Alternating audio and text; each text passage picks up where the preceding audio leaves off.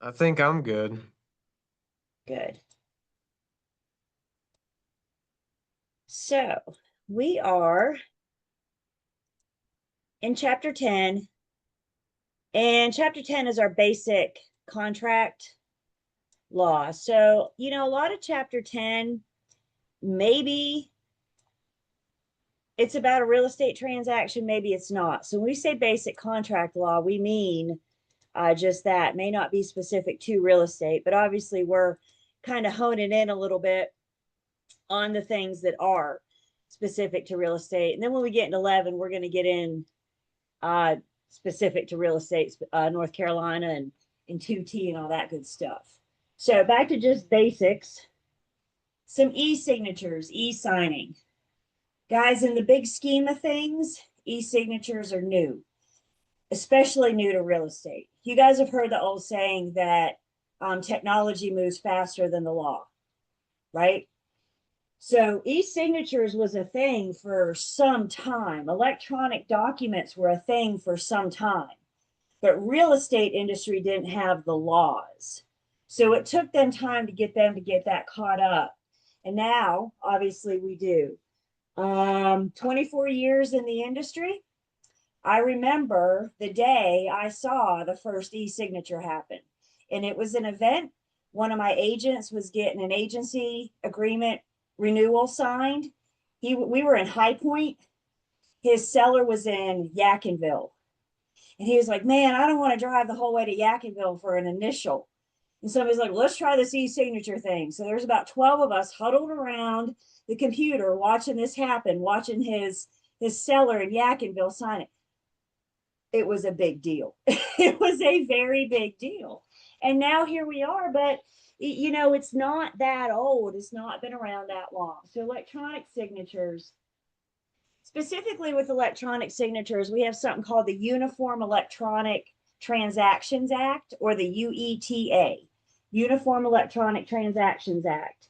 And what the UETA does is it says if your people are going to use e-signatures, e-transactions, digital signatures, whatever, real estate, these are some of the more common programs we see: Dotloop, DocuSign, or SkySlope. There are others out there, but I believe these are the bigger ones specifically for real estate. The UETA says as long as you agree to the terms, your electronic signature is binding. You guys have signed off something all electronically. Does your e-signature look anything like your handwritten signature? Absolutely not at all, right? So what we're saying is once you agree to adopt that signature, you're agreeing that that e-signature counts as your legally binding signature. And once you agree to those terms, you can't go back and change your mind. We also have kind of the state level, the North Carolina UETA. And again, it just requires that authorization. It requires the consent before we sign. On the first day, we talked about that email you guys got from Lane, and she asked you to sign the registration and the contract. And I believe she sends those through Dotloop. And when you guys got that email, you signed that registration and contract, and there was a box that popped up, and you clicked on the terms and conditions, and you read those terms and conditions very carefully before you proceeded to e-sign. Yes? No, I just typed my name in there, and How it. often do we read terms and conditions? You know, most of us are just like you, Jeffrey. We say, I agree to everything you have to say, and we go on to sign. I think very few people actually read the terms and conditions. No, I How meant I just typed my name in there. When it got down to the bottom, it didn't give me the option to do a signature. you put in your name and it created a signature for you. Okay, No, then I don't, okay. I for me apologize. it did. So the point I'm trying to make, you're supposed, there's Doctor's supposed, office, it does. It does. Like when I have to do something for my mom or whatever, I'll put, and it'll sign our names in that box, just like what you're saying. I was so just saying that for hers, it didn't. It just had me type my name in there. okay. So when they somewhere there's supposed to be a terms and conditions, whether we clicked on it or not.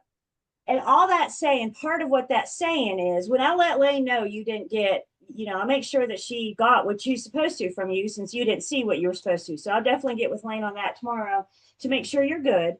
But what we're trying to say here is that with the UETA, once you agree to the available terms and conditions, what you're agreeing to is that your electronic signature counts as your legally binding signature. Keep in mind, you guys, not everybody has an email address. So is everybody eligible for e-signatures? Could we come across a certain generation that may not want to do e-signatures? They may want to stick with pen and paper. So if they say, no, I'm not going to do it, then we need to figure out how to get pen and paper to them. The client's the boss, right? And if the client says, I don't want to use e-signature, you got two choices. You either let the deal walk away or you figure out how to get pen and paper to them. Is everybody with me? The client has to give that consent. They have to give that email address. And then with that information, then they also have to agree to those terms and conditions. So again, we got the UETA and we got the state level of the North Carolina UETA. You guys are all affiliated with firms. Are you guys using one of these? Kara, which one are you using? SkySlope. You use SkySlope? Interesting. You guys, Gabe, Jeff, you guys use one? DocuSign. DocuSign. Gabe's DocuSign. Cool. Gabe, why can't we hear you? We were doing so good. I thought I did hear it. My goodness. He's faking. So, again, these are just more of the popular brands out there. Most of the firms are gravitating towards these. But what I do know specifically about these three programs is that they're designed specifically geared towards the real estate industry and how the real estate industry works with our forms, that kind of thing, and with those e-signatures. So let's see, is the client required to use electronic means in a transaction? No. No, I can't make anybody do anything. Y'all, let's see, we lost my mother-in-law about 2 years ago. And my, at the time, 75-year-old father-in-law, we set him up with an email address. 75 years old, he got his first email. Well, I don't know what I'm supposed to do with this. Like, don't worry, we got you. We'll teach you. We sent the grandkids on them, teach them what to do with it. Not everybody has an email. So if they're not comfortable with it, email address is the identifying thing with these signatures. So what if you have a married couple that shares an email address? Most of our programs, I know .loop, I'm a .loop person, they'll have it set up. Basically, you send it to one, and then once they've signed, you can send it to the other. So there's ways in there to fix that. The simple solution might be to try to set up the other spouse an email solution, or it might just be simpler to take them paper and a pen and say sign here. So it's not required in the transactions. I can't make anybody do it. The only thing that the UETA says is that we got to give them that disclosure. We got to let them know before they sign that their e-signature is binding. Once they agree to e-signatures, can they later change their mind?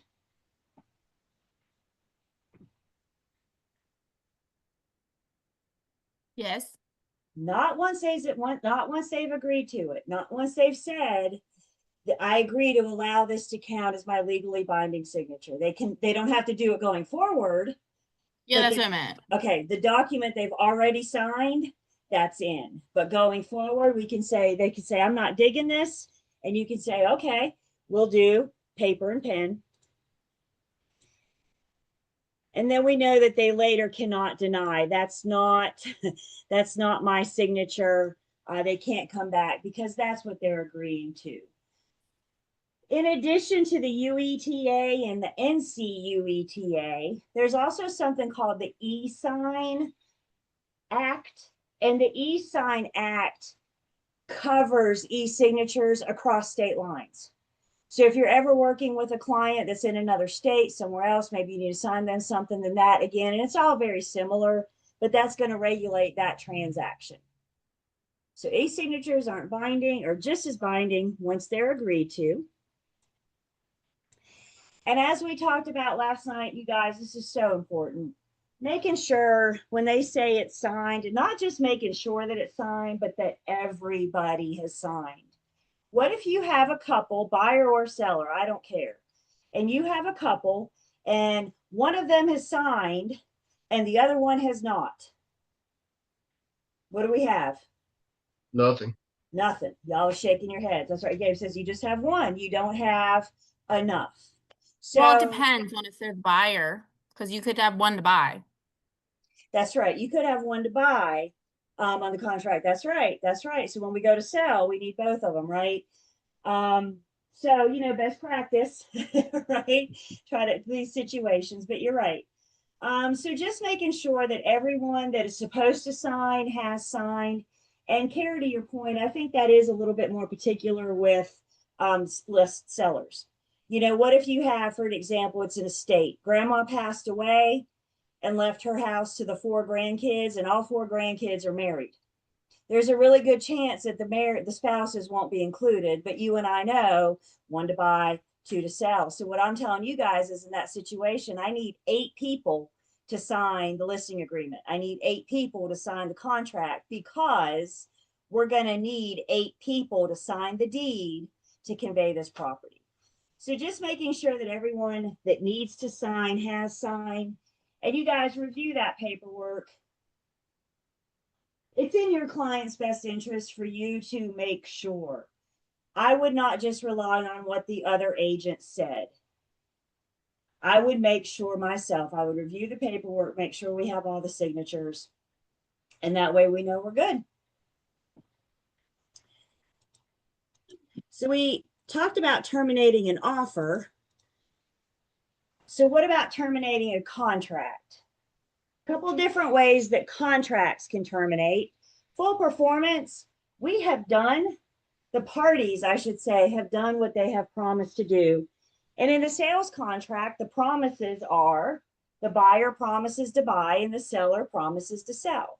So once that's done, once that's happened, i.e., once we go to closing, full performance will terminate the contract. The two no longer have duties and obligations to each other. They have fully performed the terms of the contract.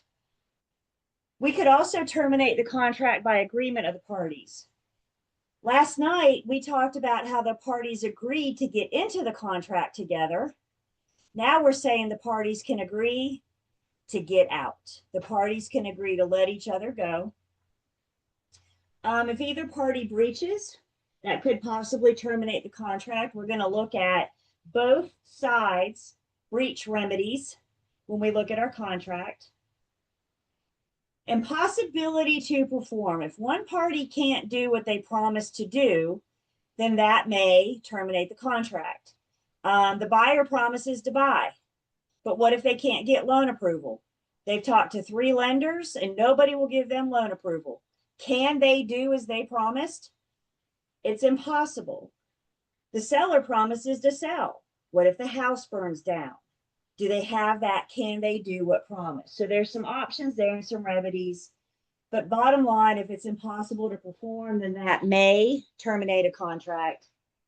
And then the other thing that would terminate a contract, operation of law, if the judge takes the property for any reason, eminent domain, foreclosure, adverse possession, if the judge takes the property for any reason, then it's no longer the seller's to sell. And that would terminate the contract.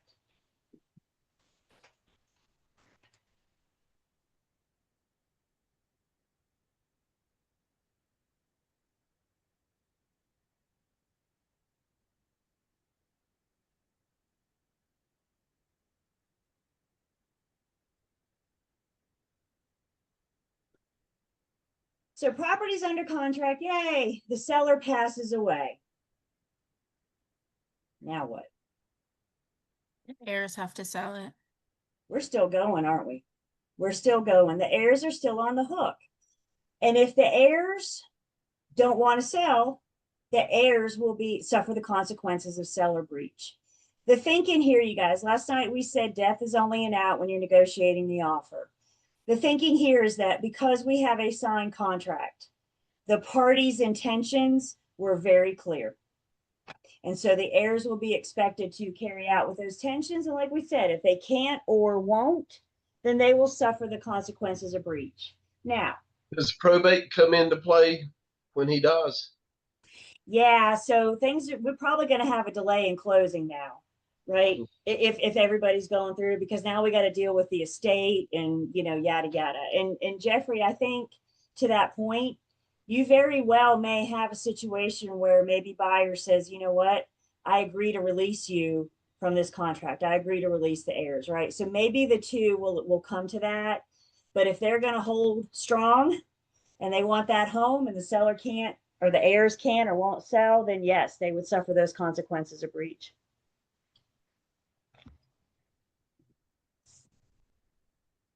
Same thing if either party goes insane once the contract has formed.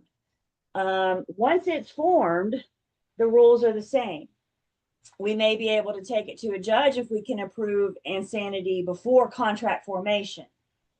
But that's going to be a different ballgame. That's going to be a different challenge. So bottom line, big picture, after contract formation, if either party goes insane, the rules are pretty much going to apply and they'll be binding on the heirs. So last night we talked about a couple remedies in our word wall game. But in the event of breach, a good contract is going to spell out what happens if either party does or doesn't do what they promised to do or not to do. What happens if either party breaches? Some of our remedies are money remedies, awarding for money damages. So there's compensatory damages. These are money remedies. And the whole thing, the whole theory behind compensatory damages is to make the injured party whole. We're not looking for above and beyond. We're not looking for pain and suffering. All we're doing is making that injured party whole. So let's say, for example, the seller is in breach. One option that the buyer has is to go after the seller for compensatory damages. They're going to want their due diligence back. They're going to want the release of the earnest money. And then if they've also, any money they've spent so far on their due diligence costs, have they already had the home inspection? Have they already paid for the appraisal? Have they paid for a credit report? Whatever. That money that they have already put into the property as a part of this contract, the buyer could go after the seller for compensatory damages. Again, we're not going for pain and suffering. We're not going for anything above and beyond. The whole point is to put the money back in that buyer's pocket, to put them back financially in the position that they were in before they entered into this contract. Another money remedy are liquidated damages. Liquidated damages are what are awarded to the seller in the event of the buyer's breach. Buyer's not in breach until after due diligence. So after due diligence, if the buyer terminates for any reason, they are in breach and the seller will be awarded liquidated damages. Liquidated damages include, they will keep the due diligence fee and now they're going to get the earnest money. And when we see this in the contract, it goes on to tell us that this is the seller's sole and exclusive remedy. So if the buyer breaches, the liquidated damages are all they get. So listing agents, it's really important that we know that our sellers understand what these monies mean. Specifically, this is what they get and all they get in the event of the buyer breach. They can't go after the buyer. They can't go after the buyer to court of law. The judge is going to pick the contract up and say, well, you said right here that this is all you're going to get if this buyer breaches. That is their sole and exclusive remedy. Non-money damages, specific performance. The court could force the sale. The court could make the breaching party perform. In real estate, in North Carolina, where we're going to see specific performance is the buyer going after the breaching seller. So in our contract, it gives the buyer options. If the seller breaches, the contract says, buyer, you can either terminate the contract and go after compensatory damages, or you can keep this contract in force and sue for specific performance. The buyer has choices, and it spells out their choices for them. And then the last remedy we have is a recession to rescind the contract. We talked about this with timeshares and new sale condominiums. It's kind of like you just tear the contract up. Money goes back, don't actually tear it up. So it's kind of like you tear it up. Money goes back to the parties, they get their deposits back, and everybody goes about their lives as if this contract never happened. Nobody's out anything. Questions on our remedies for breach?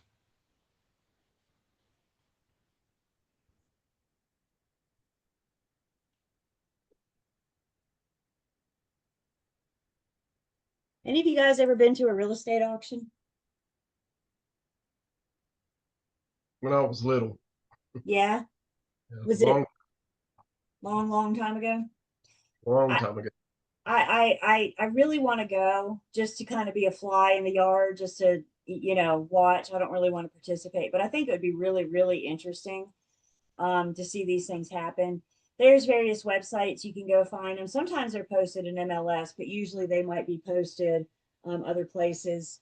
Sometimes your buyers will find auctions because they're out searching every site. And so they may find an auction. Couple of things to know about the auction if you ever get a chance to go. First off, if you're representing the buyer, you want to go with your buyer. Don't let your buyer go unrepresented. The auctioneer is duly licensed. So the auctioneer has a real estate license, but they also have an auctioneer's license. The auctioneer's license gives the auctioneer the ability to bind the seller. And what I mean by that is when the gavel comes down and the auctioneer says sold, congratulations, folks, we're under contract. The very next step is going to be to put that in writing. But when that gavel comes down, the auctioneer has bind the seller to those terms. You may have the crier, just the guy or person that stands there and, does the actual bidding. That guy. I always think of like the old cattle auction, stuff like that. That guy only needs an auctioneer license. Only the one that is binding the seller will need to be duly licensed, real estate and auctioneer. And then with auctions, they're either with reserve or without reserve. An auction with reserve means that the seller has the right to stop the bidding at any time that they're not satisfied. So if they're not happy with the opening bidding, or if they're not pleased with how things are going, they can say, stop, we're not doing this. An auction without reserve means they get what they get. Whatever the highest bid is, that's what they get, and they got to be happy with it.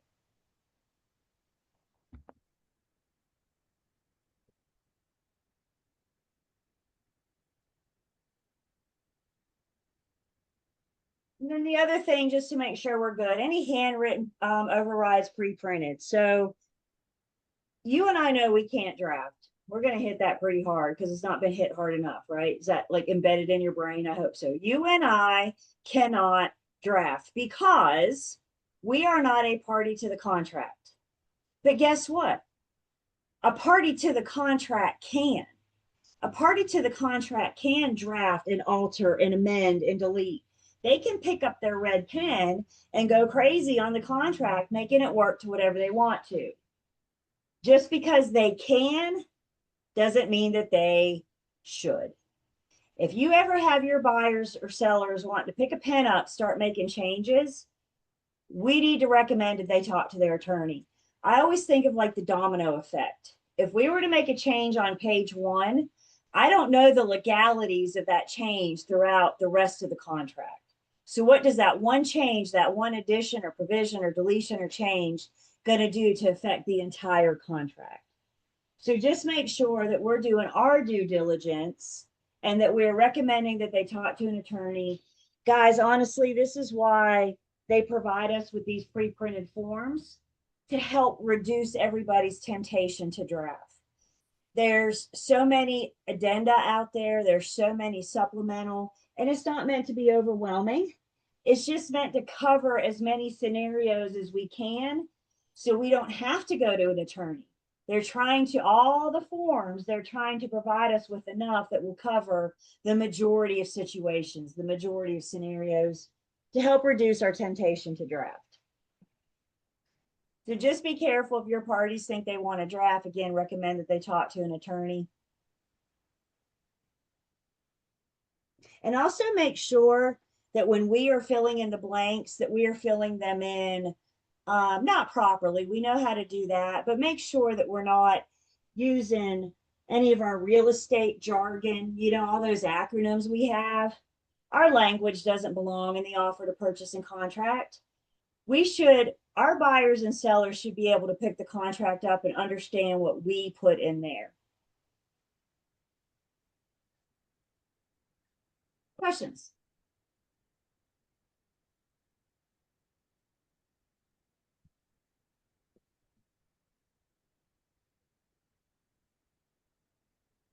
All right.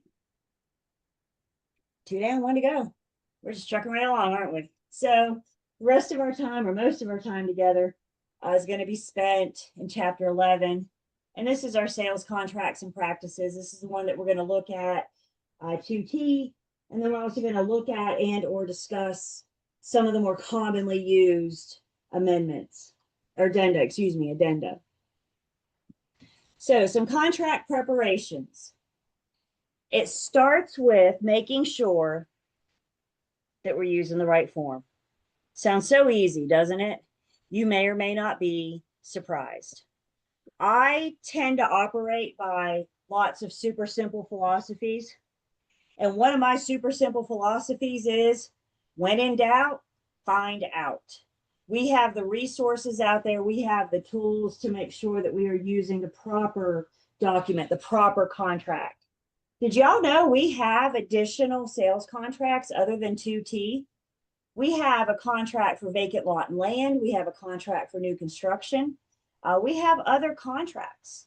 So we're going to talk briefly about those, making sure we're using the right contract, including any applicable addenda. Even if it should be there, but it's not there. If it's not there, it doesn't count.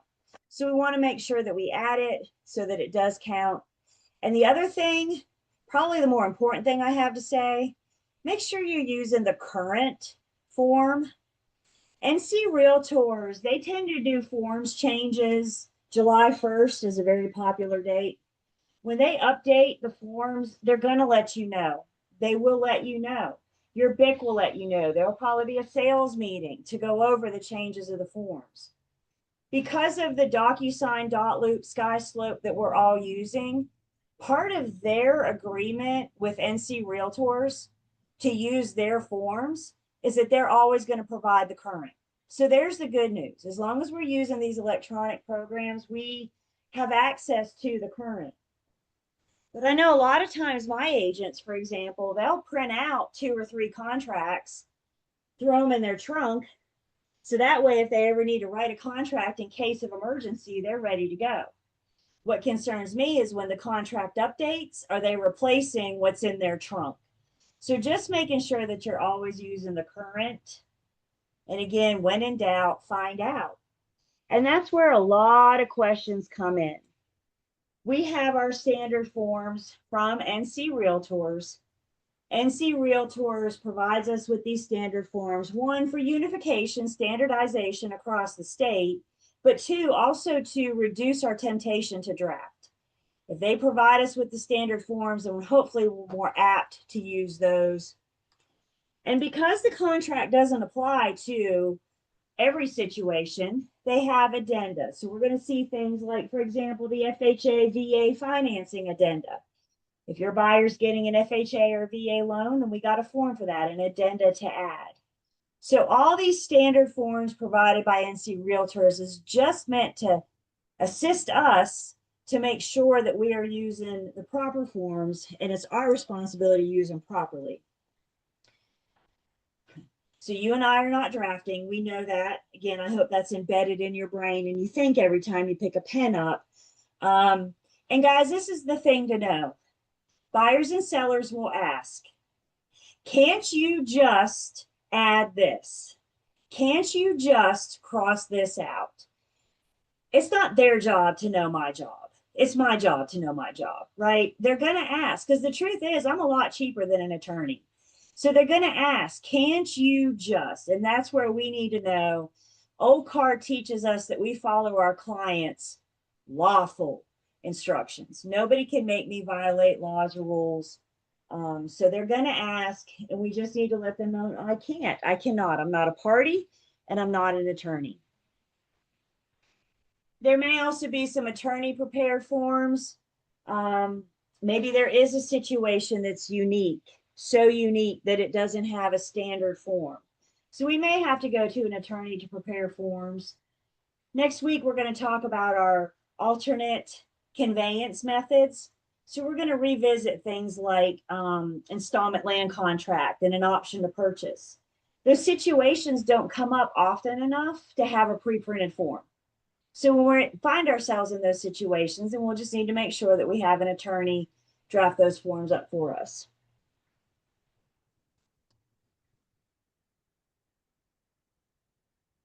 So just say no. Just say no, I can't do it. I tell you, every time somebody looks at me and says, can't you just,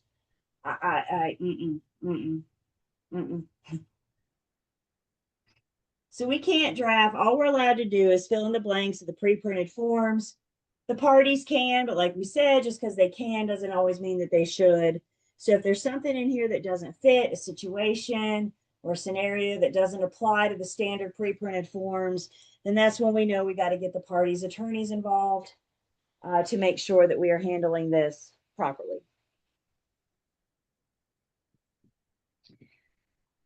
So here's another Q&A from our NC Realtors legal department.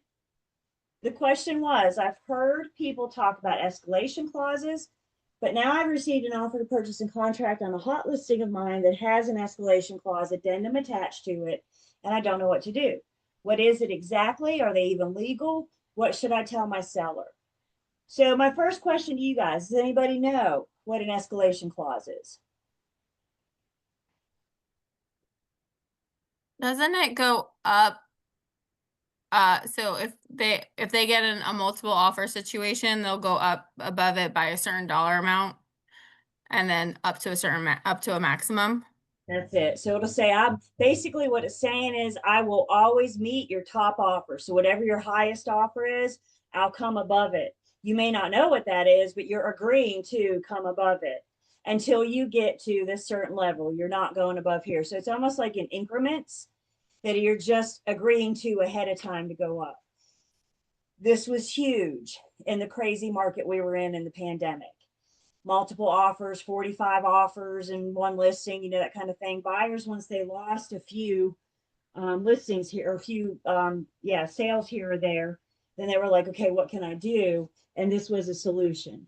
So we were seeing these escalation clauses a lot then. We're not seeing as much now, but we're seeing them then. And we didn't have a form for that, which meant all these agents that were using it were having to have attorney draft.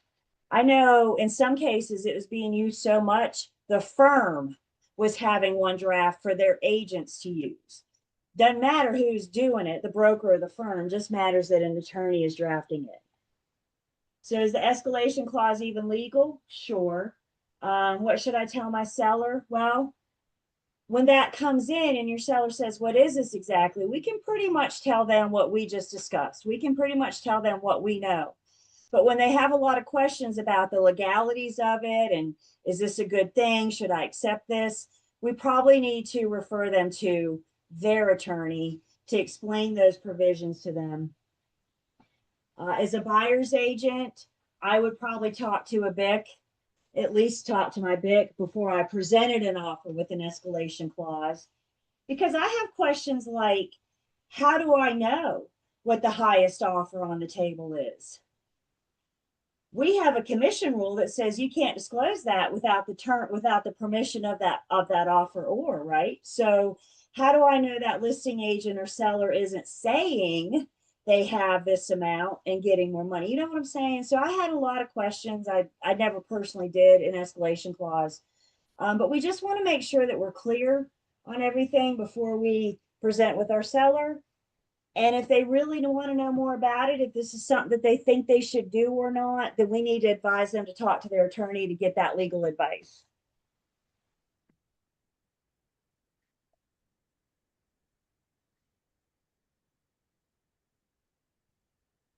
So our forms, our standard forms, are prepared by the North Carolina Realtors, NCAR.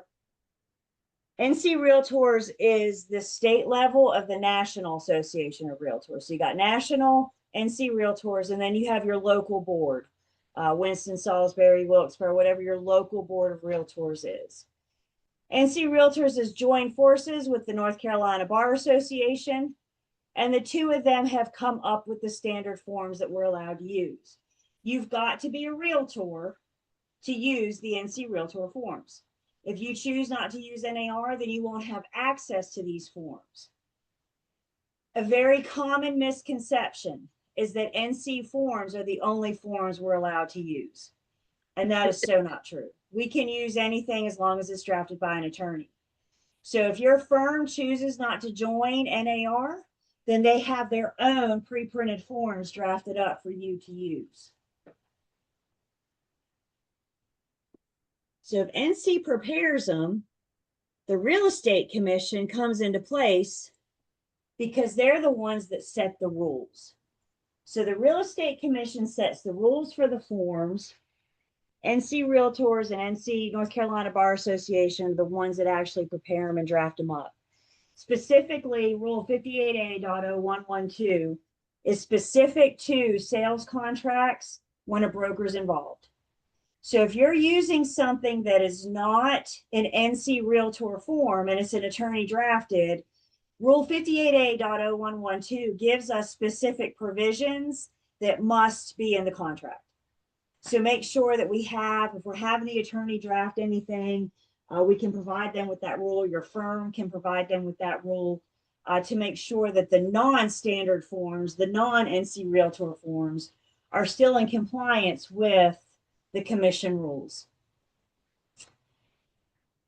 The Real Estate Commission, they only provide us of all of our forms. There's hundreds out there.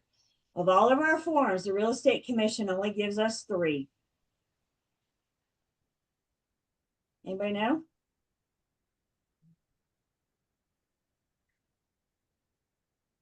So working with real estate agents disclosure. Yep. MOG and the lead-based paint. nope. What's The the other other seller one? disclosure. Yeah, that one. The R codes.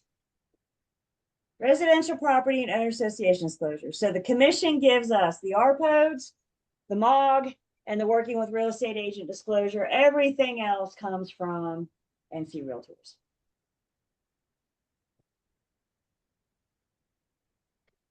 So offer to purchase and contract. 2T is resale residential. This is the one that we use the most often. This is the one that you and I are getting ready to do a very thorough review on. So 2T is our resale residential.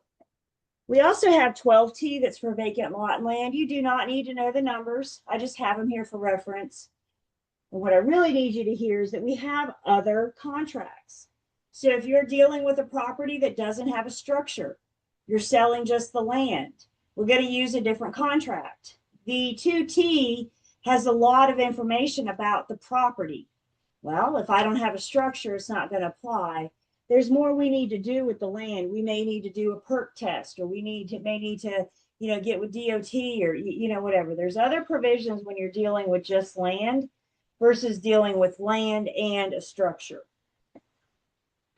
We also have a contract for new construction, 800T. 800T is for new construction that is being built or to be built. If it's brand new and it's built, we can use 2T. But if they're still building, we need to use 800. 800T addresses things like what is left to be built, what needs to be finished, what needs to be completed. There's a really important sentence in 2T that doesn't apply to new construction. And that sentence in 2T says, this property is being sold in its current condition. And when you're looking at new construction, we still have a lot to do, right? This is so important that we make sure, y'all, true story, working with a builder, offer comes in, agent from another firm, the house, I mean, we were still looking at studs. Like the paper was still flapping in the wind. I mean, we didn't have walls. We barely had a roof. I mean, we were still just out of framing. And they presented us an offer on 2T. Luckily for that agent, all brokers have a duty to treat each other fairly and honestly. So we let that agent know this contract isn't going to work, because what if the builder didn't have an agent and they signed 2T? Construction's over, isn't it? That buyer's buying that property with the studs and nothing more. So again, luckily the builder was represented, but not all builders are. So luckily the builder was represented, and we were able to go to her and say, no, you need to come back and give us another offer on 800T so we can address the things that still need to be complete. Anybody in commercial or thinking about commercial? Gabe is or thinking? Cool. Gabe, you have a whole series of commercial forms through NCAR. Specifically 580T is your commercial contract. The forms in NC Realtors are kind of laid out by number. So anytime you see a form that starts with 500, those are your commercial forms, specific just to commercial transactions. So going into or being in, that's what you're looking at, are the 500s. There is a contract, a pre-printed contract for commercial. I will say this though, in talking to my commercial peers over the years, this is a very generic contract, and oftentimes it doesn't apply to the situation. So I think more often than not in commercial, we're having an attorney draft stuff up anyway. But if you have a very basic, very generic, you got a form for that. Otherwise, we got to get an attorney to finish it up. 2T, 12T, and 800T. All three come with guidelines to complete. When in doubt, find out. The guidelines to complete are one of your resources. It walks through specifically what the blanks are asking for. What is it that they're wanting us to put in there? What is the information they want us to provide? The commercial forms don't come with those guidelines. But there are so many resources. In other words, what I'm saying is, if you mess up on a contract and disciplinary action starts, you're not going to be able to look at the commission and say, I didn't know. The commission's going to say, why didn't you call your BIC? Why didn't you look at the guidelines? Why didn't you go to your real estate manual? Why didn't you call the legal Q&A at NC Realtors, right? The resources are out there. So making sure you're utilizing those resources. So 2T is where we're spending our focus, our attention on. That's the one. We're not going to say much more about vacant lot or land or new construction, but just know that they're out there for different situations, different scenarios. The commission says 58A.0112 says there's two things that can't be in the offer to purchase and contract. The big picture: brokers don't belong in the offer to purchase and contract, because we are not a party to the contract. The parties are the buyer and the seller. But they take that a step further and they say specifically, we will not see any mention of your commission in a sales contract. That's not where our commission belongs. The negotiations is between the buyer and the seller. Our commission is hashed out in our agency agreements. We now have a cooperating compensation form that we can agree to commission from a co-op transaction. Do not try to slip commission into the contract. Do not try to slide in a bonus for yourself, anything like that. We will never put our commission in the offer to purchase and contract. And the other thing that we're not going to see in a contract is any attempt to disclaim my liability. So, for example, if maybe the buyer says they don't want the pest inspection. I'm good. I want to save some money and I don't want to do pest inspection. You think, okay, well, those things are like 85, 120 bucks. Are you sure? Nope. Don't want to do pest inspection. Okay. I can't slide something in the contract that says the buyer doesn't want a pest inspection because I think I'm protecting myself. We have another form for that, and that's kind of like the bonus form in this class that we're going to try to look at, the professional services disclosure election, that allows the consumer to select or waive different services. So if they want to waive the pest inspection, we have another form for that. We're not going to try to do that in the offer to purchase and contract.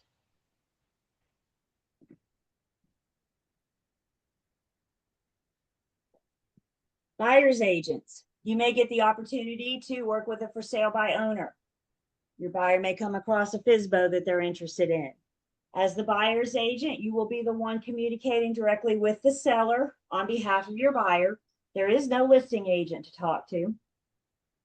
One of the questions we need to ask the FSBO up front is, are you going to pay me? Are you going to offer me compensation? My buyer's agency agreement says that I will always seek commission from the listing firm or the seller first. And if they can't or won't pay me, then my buyer's expected to pay me. But it's an agreement I have in my buyer's agency agreement where I'm going to ask the FSBO first, are you willing to cooperate? If they say no, it's okay. We have a written buyer's agency agreement in place. If they say yes, are y'all going to take them at their word? Oh yeah, I'll pay you. Y'all adamantly shaking your heads no, absolutely not. So we have a form for that. We actually have a protection agreement that we can provide to the for sale by owner. I'm not trying to create agency. I'm totally going to respect the fact that they are going it unrepresented. I am just here to represent and protect my buyer. So I'm not trying to create agency. I just want something in writing that says that they agree to pay my commission when this buyer buys. So we're going to call the FSBO, hey, I have a buyer interested in your property. They'd like to come by tomorrow at 10 o'clock to see it. FSBO is going to say, great. You're going to say, are you willing to pay me? And maybe they say yes. So we take the form with us or send it ahead of time via DocuSign to have them go ahead and complete it and agree to that compensation. Whether they agree to pay me or not, there is another form that I always need to go over with the for sale by owner. RPODs. That one as well. We'll make sure we get one of those. What would the other one be?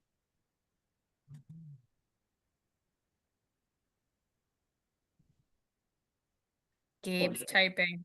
Gabe knows. Shout it out, Gabe.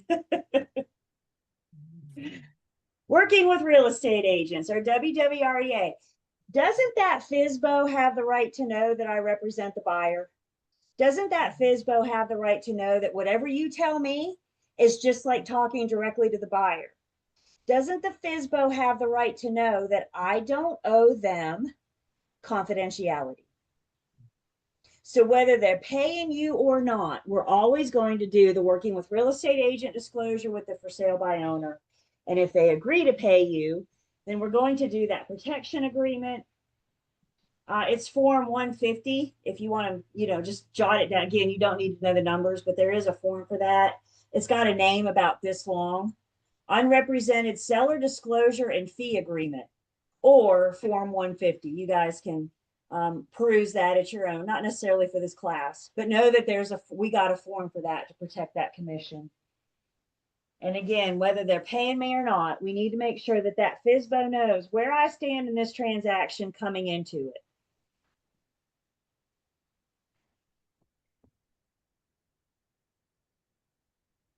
So we mentioned the guidelines specifically for 2T. We will look at these in just a second.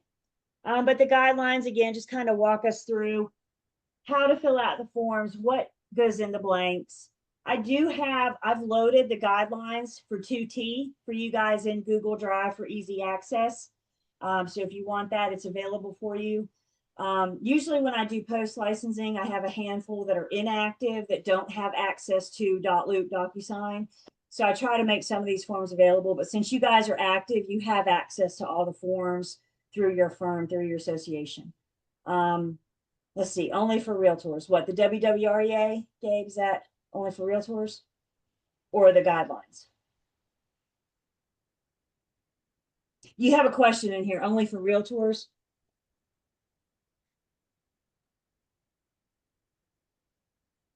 Question in the chat.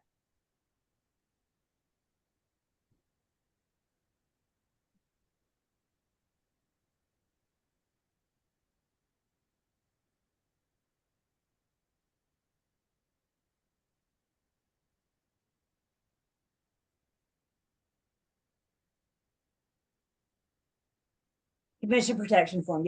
Yes, thank you. The commission, the protection form, protection agreement is an NCAR form. So yep. If you're not a realtor, then you would want to have some, or your firm would want to have something drafted up to make sure that we're protecting that commission. Yep. So within the guidelines, we got things like general instructions to complete. One thing it tells us in the general instructions, for example, is if at all possible, type. Let's not try to write stuff in. Now, sometimes things come up and we got to pick our pen up, right? Maybe we're writing an offer on a hurry in the back of our trunk somewhere, which is why we keep them in our car. Maybe the internet's down, who knows? But for the most part, we're trying to do this on a device so it's more, we can see it. Another thing that the general instructions gives us is not to leave a blank when we're completing the offer to purchase and contract. So we're either going to put, if the blank is asking for a $sign, but it doesn't apply to this, then we can put in a big old 0. If it's not a money blank and it's not applicable, then we can put in N/A. But by leaving a blank, we're setting ourselves up for one of two things. One, we could allow the other side to think that we forgot to complete the offer before we sent it. So by putting in NA, we're acknowledging that this blank is not applicable. The other thing, and the more concerning one, if we leave it blank, that could allow the other side to slip something in. So general rule of thumb is not leaving a blank, acknowledging the blanks one way or another. And then they go on to give us some common mistakes. The Real Estate Commission is saying, we are sick and tired of seeing this. Everybody stop it right now. And they're trying to get you guys out the gate before these bad habits start. So let's not do these things. One thing the commission sees on the regular in the sales contract is the seller listed as owner of record. This is lazy. Don't we have access to the deed? Can't we go to the GIS, the registered deeds, pull the current deed, make sure we're putting the proper owners in? Owner of record in the sales contract isn't going to cut it. You might see it in MLS, but we're just talking about the sales contract. We need full legal names of all parties that need to sign to convey and those that are going to purchase. So no, we're not going to use owner of record for the seller. Another common mistake is failing to list fixtures that won't convey, or failing to list personal property that the buyer wants. Fixtures are meant to stay. Personal property is meant to go. They only need to go in the contract if they're going to do the opposite of their intent. If a fixture is going to go or personal property is going to stay, then we need to make sure that we put it in the contract. Previous negotiations, previous MLS advertisements mean absolutely nothing if they don't make it to the contract. I think the number one example is that refrigerator. I'm just make it a fixture, right? For goodness sakes, just make it a fixture. Because I don't see many contracts, new homes the exception, but I don't see that many contracts that don't come across without the fridge. But we know the fridge is personal property. So if the buyer wants it, then we need to list it as personal property. So the seller, the listing agent, put in an MLS, refrigerator to remain with acceptable offer. Buyer and seller negotiating. The buyer asks 4 times, I get the fridge, right? Am I going to get the fridge? Is the fridge going to stay? And everybody says, yes, yes, yes, you get the fridge. We are all on the same page. But the fridge never makes it to the contract as personal property that's going to stay. Is the seller contractually obligated to leave the refrigerator? No, because the final written word of the contract is going to prevail over any previous negotiations. So make sure all those personal property items, fixtures, make sure that we're properly listing those, but we don't need to be redundant. I got a whole list of fixtures already in the offer to purchase and contract. So if it already falls on the fixture list, then I don't need to add it. If I'm listing fixtures, it's something that's not on the list.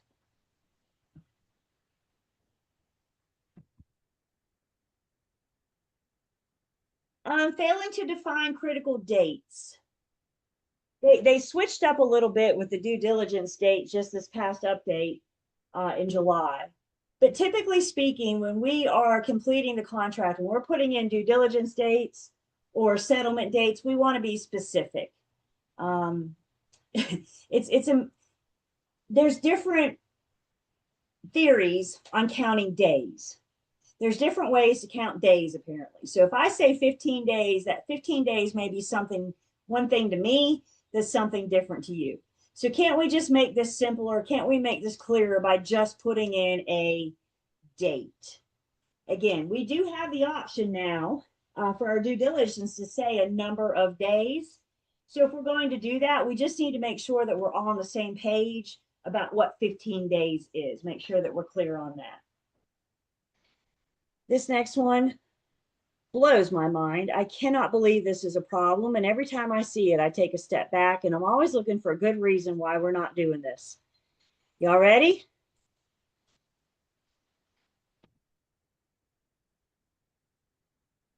Why are we not presenting offers? Why are we not presenting offers? I don't get this one, but evidently it's a thing because here we are. Guys, that's right. Gabe's already saying we got 3 days. We got to deliver all offers immediately, right? No, we got to offer all the offers immediately, but in no event later than 3 days. Why is it taking us 3 days, right? Seller wants to sell, buyer wants to buy. Y'all want to get paid? I can't get paid until it closes. It doesn't close if it doesn't go under contract. So be available, be ready. If you take a listing on, you need to be ready to get those offers in. You don't know if it could be the first day you listed or the 20th day or whatever, but hopefully you're going to get that listing. There's a good chance maybe at some point during the transaction that you want to go on vacation. Maybe you want to go to the beach for a week. And I think that's awesome. Have somebody behind. Either you go work at the beach or you can leave somebody behind in your office that can help in your absence. But don't just leave your buyers and sellers stranded or high and dry during the transaction. If you can't be available, then you get with your BIC and make sure that that is covered. And then the other common mistake, or another common mistake, is confusion over requesting negotiating repairs during the due diligence period, DDP. The repair requests, any agreed upon repairs, need to be agreed upon in writing and signed while we're still in due diligence. We have to know that the seller is legally committed, legally obligated to doing those repairs. And they do so by completing and signing that due diligence request and agreement. The repairs themselves don't have to be complete until prior to settlement or whatever arrangements the parties come up with. And the buyer always has the right to make sure that they are satisfied with those repairs. So even if it is the day of settlement, the seller says, my guy just left, they finished everything, the buyer always has the right to verify the satisfaction of those repairs.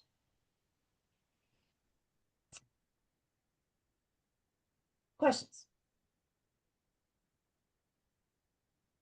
Good to go? So in just a minute, let's say this. We talked about some references for when we're completing 2T. So we've looked at the guidelines. Again, I have those in Google Drive just for easy access. Your syllabus has, I don't know, 15 pages about specifically what goes in each line with the offer to purchase and contract. So the syllabus could be a good reference when we're not sure about something that goes in the 2T. Broker in charge or seasoned agents. That's what we call old people, not old people, but people that have been in it for a long, long time. They're seasoned. They should be hopefully familiar with the contract. But again, I would always start with your BIC. And I'll tell you guys right now, my BIC is tough. If you take a question, if you take something to my BIC, he's going to look at you and he's going to ask you first off, who do we represent? Because couldn't that depend on his answer? Whose hat are we wearing? Whose side are we standing on? And then the next thing he'll do is he'll look at you and say, what does the contract say? Because there's a really good chance that the answer to our question is in the contract. So it's a matter of being familiar with it. It's a matter of knowing what's in the contract, and it's a matter of knowing, where to find this information. We've mentioned the North Carolina Association of Realtors legal hotlines. You have access as part of your member benefits. You have access to an attorney. You can email them. You can call them. I get a call back that day. I get an email response within the hour. So it's not like you got to wait a long time most of the time. I'm sure they get backed up sometimes. But the few times I've gone to them, they've been right on it. And another good resource we have is down at the Real Estate Commission, Regulatory Affairs. Regulatory Affairs will take your calls, answer your questions, help point you in the right direction. Regulatory Affairs would rather help you now than deal with a disciplinary action later. So if there's questions about how the regulation and affairs and how everything works, again, you guys, you're not going to be able to have the excuse of, I didn't know. The commission's going to say, why didn't you use one of your resources? Oh, and the other one we all have next to us right now. You got what? 25 pages in your manual that go over the specifics of 2T. What does this line mean? What does that provision mean? So the resources, the references are definitely there. It's just a matter of utilizing them. I know we're just getting familiar with the forms and the process, but even later down the road, you're going to come across a situation or transaction that's different than what you've had before. That's one thing I love about real estate. You will never have the same transaction twice. Every house, every buyer, every seller is different. And the combination of those three make for a unique transaction every single time. So knowing those resources and those references. So let's go ahead, take our break. And when we come back, we're going to get going on our review of 2T. So let's see, I got 6:07. So let's come back at 6:18 or so, and we will look at 2T.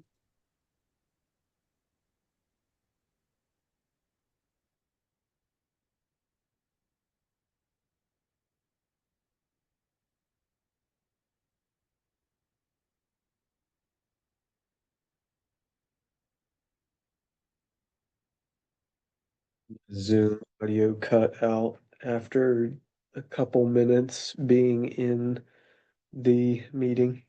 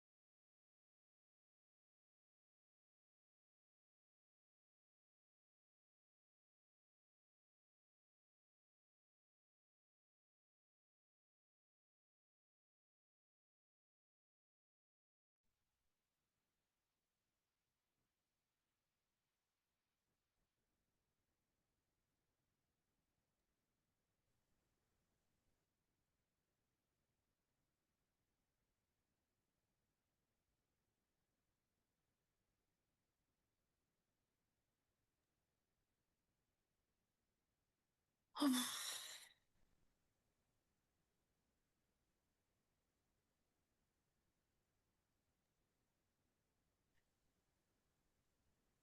everybody. I guess you know why we're here, right? Gabriel, you were working a second ago.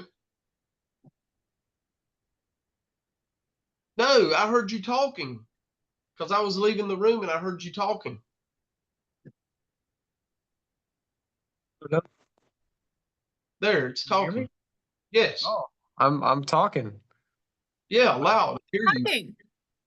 Touched my mic to kind of see if it would start to do its thing. Maybe I just Yeah. had to touch my mic. You got the power, brother. I do. Bless doing it, okay? Bless this machine with my power. King Kara, we need to bless him. I have to pray to the PC gods, Yeah. see if it'll work. Maybe that's what I'm gonna start doing now. I'm gonna just rub my mic every time I need to speak. I'm gonna just give it a little rub and then see if it'll work. Kind of There's goes a back to genie in there. Like, What I who's that told- strange voice? I don't know that voice. Yeah, I know, right? I've always suspected it's been something with my mic monitoring, and it's like it won't pick up my voice, even though I'm shouting at it. So I don't know. I'm gonna try that because I'm out of ideas. Right, right. I mean, what do we have to lose at this point, you know? Yeah. Julie, I told you just have to smack it and it'll work. That works sometimes. Maybe that's it. That's all I needed. My bit called me a week or so ago and he said the copier at the office was messing up. He was like, I've kicked it 3 times and I punched it once and it still doesn't work. I don't know what to do. I was like, unplug it. It's like, oh. It's like, why we got to resort to violence first? You know, that comes later. Sometimes it works. Sometimes it works. So please don't kick the copier again. Please. All right, let's see. A couple things here. Again, 2T, we're not going to really look at this. I'll let you guys peruse that as you want. But just so you can see real quick, it just kind of like, here's the first section of the contract is the terms and definitions. Goes on to address various other terms and provisions. So again, if you have a question about, gee, what's about fixtures or personal property, the buyer's due diligence, your guidelines are a great place to start. The other thing I wanted to, before we really got into it, have y'all ever heard the term fantastic form? Not often, right?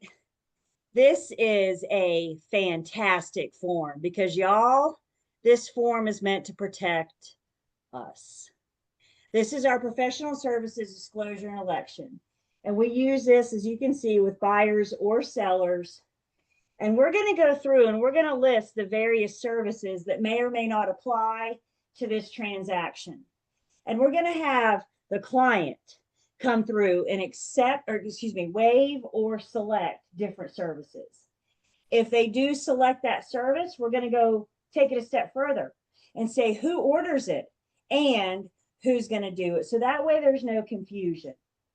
And you can see here, there's, probably more than what we'll ever use in a transaction, but a lot of what we use in the transactions, all of our various inspections, there's our home inspection and our radon, there's our pest inspection.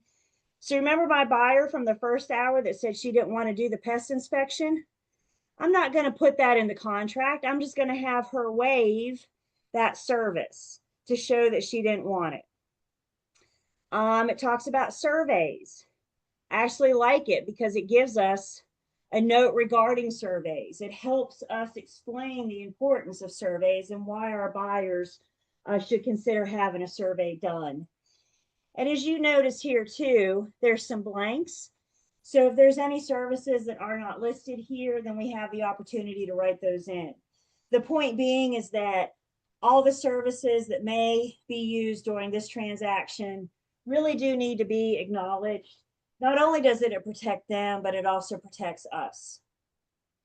I've known of several disciplinary actions that have been ruled out in part because of this form. I had a teammate a couple years ago. She had cash buyers. The cash buyer started asking a bunch of questions about value. She said, I can't give you value. I can give you probable sales price, but I can't give you value. If you want value, then I recommend you hire an appraisal. I recommend that you have an appraisal done. And the cash buyer said, no, we're fine. We're really fine. And she said, are you sure? It would let you know and answer all those questions about value. No, we're fine. She sent them this form and she had them waive that service. By the way, that whole conversation about the appraisals went down via text messages. So didn't she have her documentation as well? The thing went on to closing. Everybody parted ways. Lo and behold, a couple months later, she got the letter of inquiry. They claimed they paid too much for it without any advice from their agent. She responded with her professional services disclosure. She had those text messages, those communications going back and forth. And the next thing she heard from the real estate commission was, thank you for your cooperation. This matter has been closed. She had her documentation. This form, generally speaking, on its own won't be enough. We can't just hand them this form and say waive or sign. It's best to have the documentation showing where you had the conversation about why they should get those services. So I think the first day we were talking about that survey, and we can tell the buyers all day long to have a survey done. Then maybe they will, maybe they won't. But we want our communication, our discussion about the importance of the survey to be in writing in case it ever comes up. Are your firms using this? Have we seen this? Do we know? I haven't seen it, but I'm not sure. I'm sure they do. Haven't seen it yet. Yeah. It's a good one. Yeah, I do compliance for my agents. So I'm the one that checks the file and makes sure it's complete before you get paid. This is one of our required forms. This is something I have to see because it protects us. And that's what makes it a fantastic form. I'm surprised something hadn't came up during COVID where people were paying those crazy prices for houses. And now they wanted to sell them. They couldn't get the same amount back out of them. A lot of them couldn't. You know, they were paying more than asking price. They were going 5 digits, in some cases more than asking price. And hopefully their agents had the discussion with them about what that meant. It's taken them a lot longer to build that equity, isn't it? And Jeffrey, now what's happening is we got some of those people want to sell and they're just shocked that they don't have any money into it. Like, I've been making a mortgage payment for 4 years. No, you've been making an interest payment for 4 years. You've not put anything back into the property.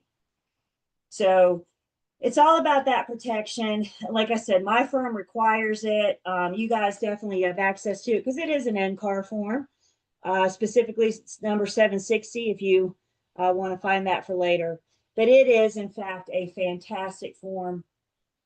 I know a lot of my agents, they treat this as like a working form, like a work in progress. So, you know, the day we go under contract, we may not know who the home inspector is going to be, but eventually we will. So we may keep coming back and revisiting this one a couple times throughout the transaction. You know, what if after the home inspection, the home inspected suggested that we talk to the HVAC guy. So now we can come through and edit this again to show that they have now decided to select that service.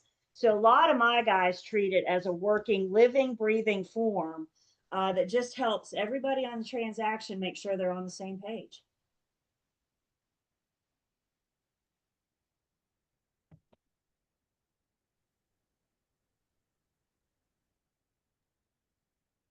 So professional services, disclosure and election, fantastic form. We looked at the guidelines. And now here we are. The offer to purchase and contract standard form 2T. This is the one we're going through. And at this point, I know you have been exposed to it. You had to learn some of this stuff in pre-licensing to get through that state exam. You've probably learned about due diligence, earnest money, for example. This is the deep dive on this form. So if you haven't been through it yet, then we are getting ready to do that now.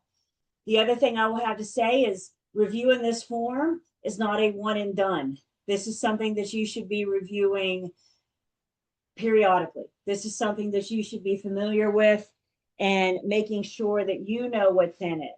Guys, the truth is, as we go through this, we're going to see that our part of filling in the blanks is really a small portion of this form.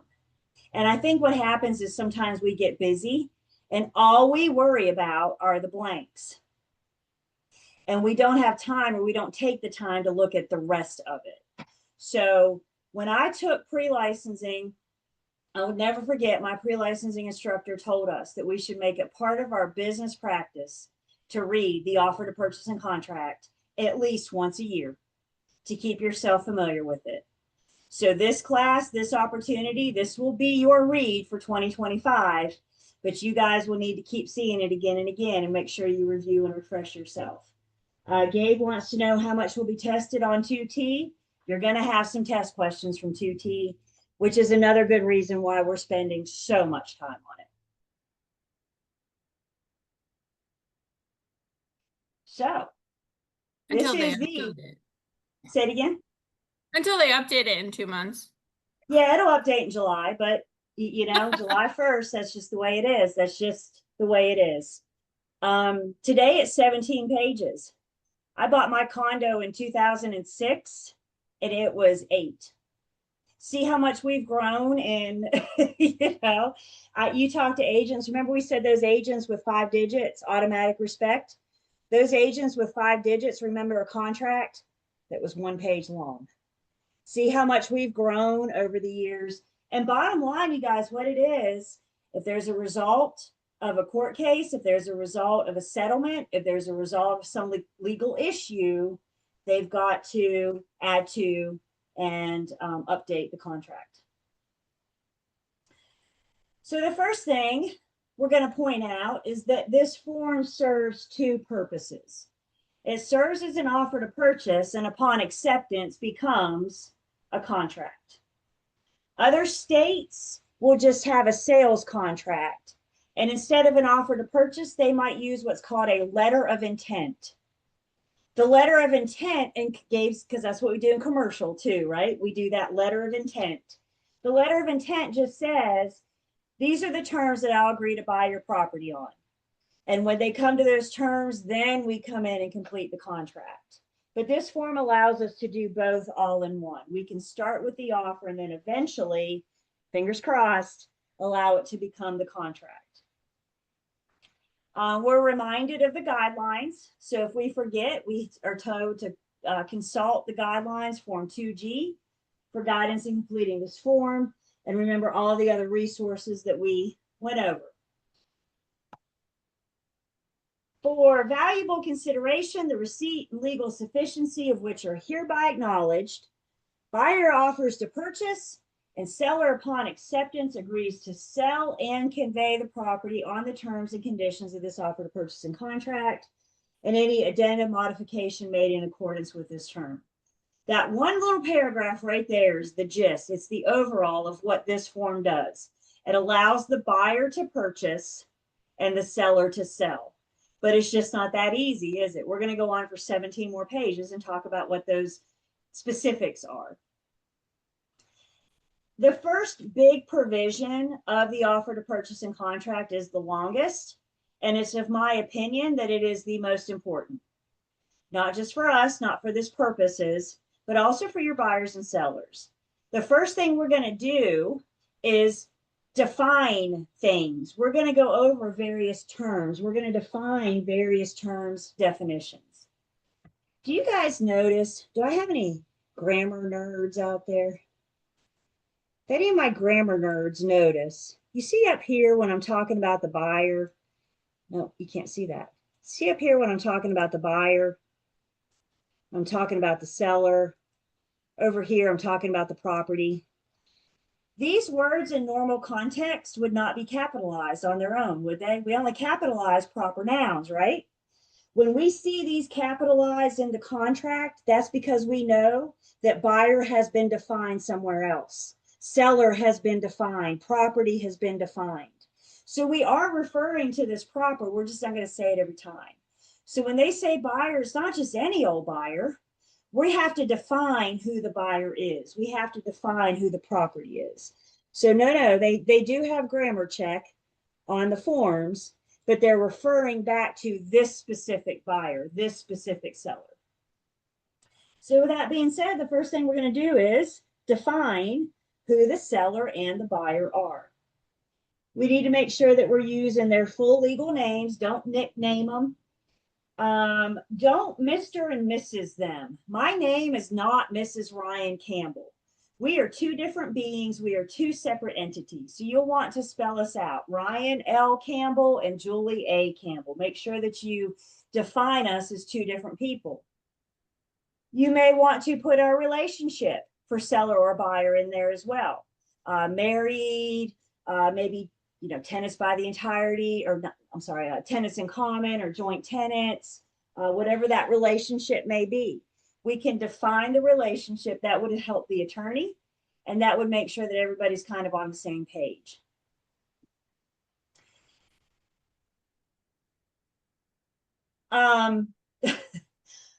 You may come across a situation. What if you have a buyer? I'm going to call him a local celebrity. What if you have a buyer that everybody around here knows? Maybe it's the news anchor from one of our local news channels. Or what if you have somebody like an actual celebrity that everybody knows? We may harm our buyer by putting their name in there. If I say the name Dee Snider, does anybody know who that is? Dee Snider recently moved to Oak Ridge, took up residence here in Oak Ridge. Dee Snider was the lead singer of a band in the 80s called Twisted Sister. They gave us hits such as We're Not Gonna Take It and I Wanna Rock. He lives here now. And if you knew that name, you get an offer from Dee Snider, what's your first thought gonna be? Ka-ching. Dee can pay more because that's the Twisted Sister guy. I was so excited. I'm like, oh my God, we could see Dee Snider out and about in Walmart now. This is very exciting, But that's what we're saying. I have an agent right now. She's working with a buyer that's a NASCAR guy. NASCAR is big in our area, especially coming down there in Salisbury and stuff. So you may come across a situation with we'll say celebrity, somebody that people know. It is okay to put, kind of reference your name as the buyer. How would you want to say that? Get with your BIC, but you wouldn't want to list their name until we're under contract. Wouldn't want to give out those can of worms until we're under contract, and that just protects the buyer. So get with your BIC when you do get to work with a celebrity, and possibly even discuss with an attorney, again, just to make sure that your buyer client is protected.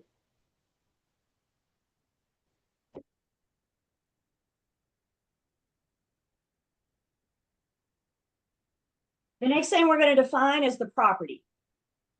The property shall include all that real estate described below, together with all appurtenances thereto, including improvements located thereon and the fixtures and personal property listed below. So we're going ahead and saying that everything that we say below is the property is going to be included. There's those appurtenances. Anybody remember what that big fancy word means? Adds. It runs with the land. So it's going to convey from one owner to the next, to the next, to the next. And all what we're saying is everything that's defined as the property includes all of these things. Property will or will not include a manufactured mobile home. Property will or will not include an off-site and or separate septic lot, boat slip, garage, parking space, or storage unit. So we're going to specify there. They've added, 10 years ago, they put in blue notes and red warnings. They're here to draw our attention. They're here to help us out. So the first blue note we see, if a manufactured home or septic lot, boat slip, garage, parking space, or storage unit is included, buyer and seller are strongly encouraged to include further details in the additional provisions addendum and attach it to this offer. Additional provisions addendum is one that we will discuss when we look at commonly used addenda. I'm a big fan of 2T.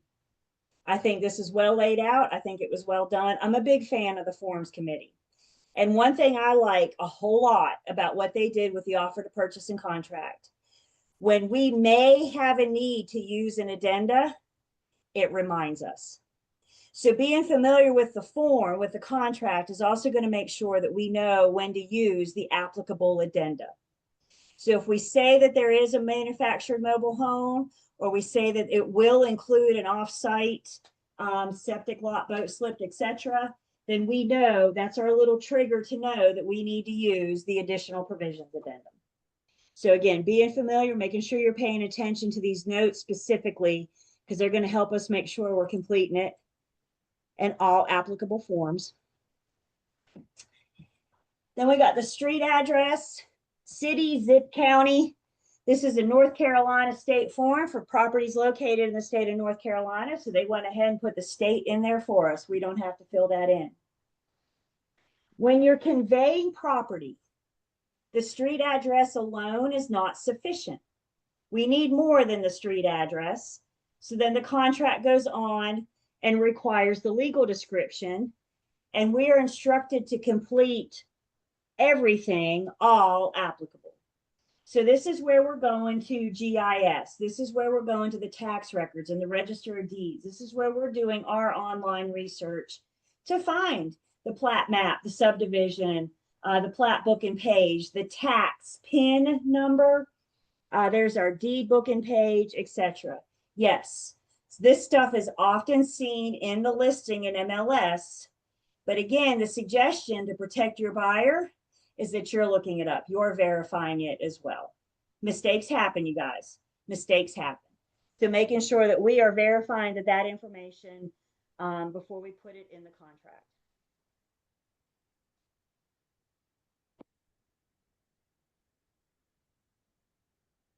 The next thing we're going to define is the purchase price. So I got an amount paid in US dollars upon the following terms. So whatever the suggested purchase price or sales price in will go first. And then we're going to deduct various fees and deposits. So we may have the due diligence fee. We're told the due diligence fee made payable and delivered to the seller on the effective date. When is the due diligence due? On the effective date of the contract. Effective date is capitalized, right? So what that tells me is that later in the contract, we're going to define the effective date. We're going to be very clear about what that date is. So we're going to deliver it to the seller on the effective date by cash, personal check, official bank check, wire transfer, or electronic transfer. We have initial earnest money made payable and delivered to the escrow agent that we're going to name. We're going to define that escrow agent. That's due within 5 days of the effective date. Again, by cash, personal check, official bank check, etc. We may have additional earnest money made payable and delivered to the escrow agent no later than 5 p.m. on specific date, time being of the essence, cash, official bank check, wire transfer, electronic transfer. Earnest money, whether it's initial or additional, it's all still earnest money. And it's all part of the negotiations. Maybe we do a little bit of earnest money now, and then the rest of it later. Maybe we do all of it now. Maybe we do all of it later. Whatever the parties can work out, it's still earnest money, and it all works the same way. The difference is, when is it delivered?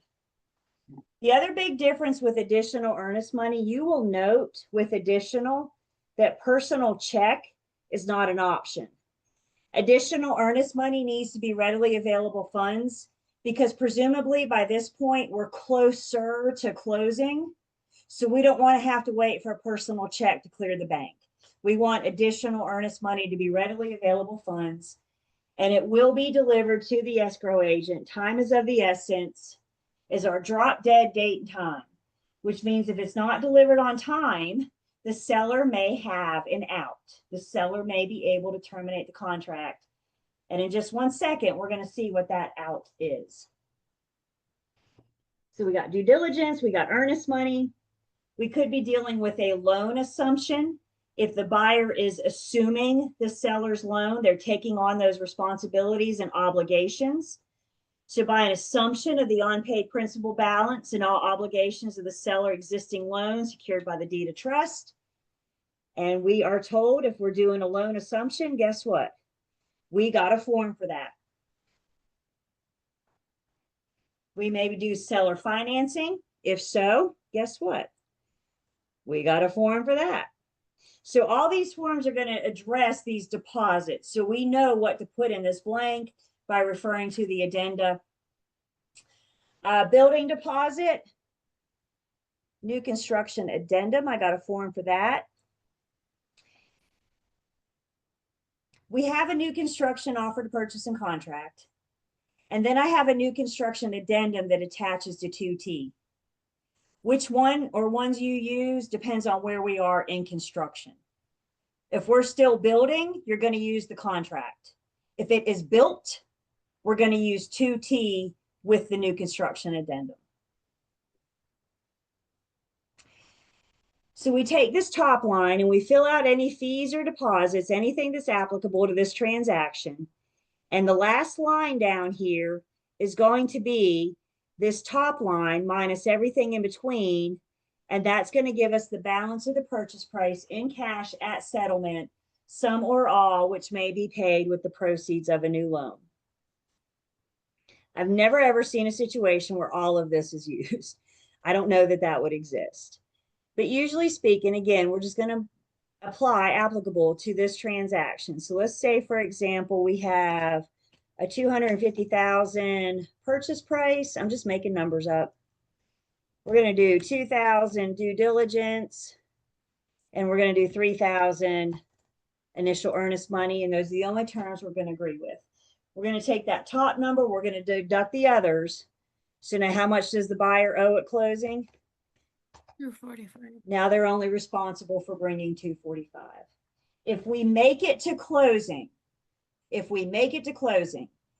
these lines are credited back to the buyer. They've already paid it once, so they won't have to pay them again. And now all they have to do is come up with $245,000.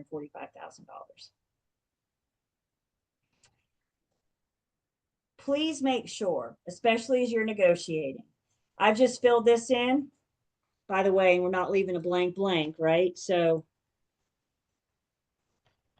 for example, that way there's no uncertainty. I've seen this, so just be aware. I present you an offer with these terms. You and I start negotiating back and forth via text or email. Everybody comes to terms. I come back in to make those changes, but I forget to change the balance. So if we're renegotiating the due diligence or the earnest money, or we add additional earnest money, whatever, just make sure that the top line minus everything in between always equals that bottom line. Make sure you're recalculating those. Questions on the purchase price?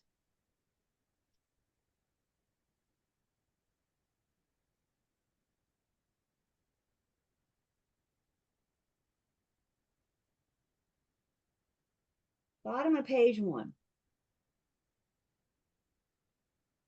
This is an NCAR form, and I'm a realtor, so that allows me to use the forms that rock our capital R. We're told that the form was jointly approved by the North Carolina Bar Association, the North Carolina Association of Realtors. We have our equal housing opportunity logo, let the consumers know that we're not going to discriminate against any of the protected classes. And then we also have the name of the form and the last update. Again, always making sure you're using the current form. When in doubt, go to DocuSign or SkySlope or whatever your program is to see what that current form is. You can also go to the forms library in NC Realtors. NC Realtors has all of the forms and you can access them there. So let me come back up here for just a second.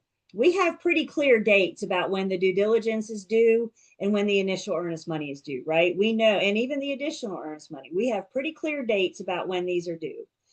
So the question is, What if they're not due on time? Earnest money and due diligence will never make or break a contract. Earnest money and due diligence are completely negotiable. The Real Estate Commission says earnest money and due diligence is whatever the buyer's willing to offer and the seller's willing to accept. There's no formula, there's no standard, there's no right answer. I can't advise my agents what to write in for due diligence because we're not a party to the contract. So we want to make sure we're offering enough due diligence and earnest money, obviously, for the seller to consider our offer serious. But sometimes those checks, sometimes those things bounce, sometimes they're not delivered. A contract is formed once we have communication and communication, once we have acceptance and communication of acceptance. We're under contract. We have a legally binding contract. The next step is to deliver the due diligence, to deliver the earnest money. If those aren't delivered on time, make that a little bit bigger. We have a paragraph top of page 2 that addresses, should the buyer fail to deliver either the due diligence or the initial earnest money by their due dates, or should any other funds be dishonored? Sometimes those things bounce. Buyers shall have 1 banking day after written notice to deliver readily available funds to the seller or the escrow agent. So you're the listing agent, you go under contract, it's now like a couple days later and you haven't seen the due diligence. Your seller wants their money, you as the listing agent wants to collect. The seller just can't terminate because they haven't received it within the effective date. The seller provides written notice, in which case the buyer has 1 banking day to deliver readily available funds. And if they haven't done so after the written notice, then the seller shall have the right to terminate this contract.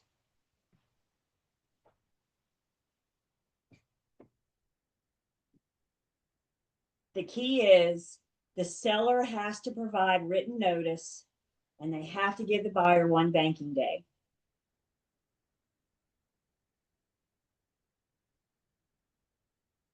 Sometimes you get cases, what is it, 6:50 at night?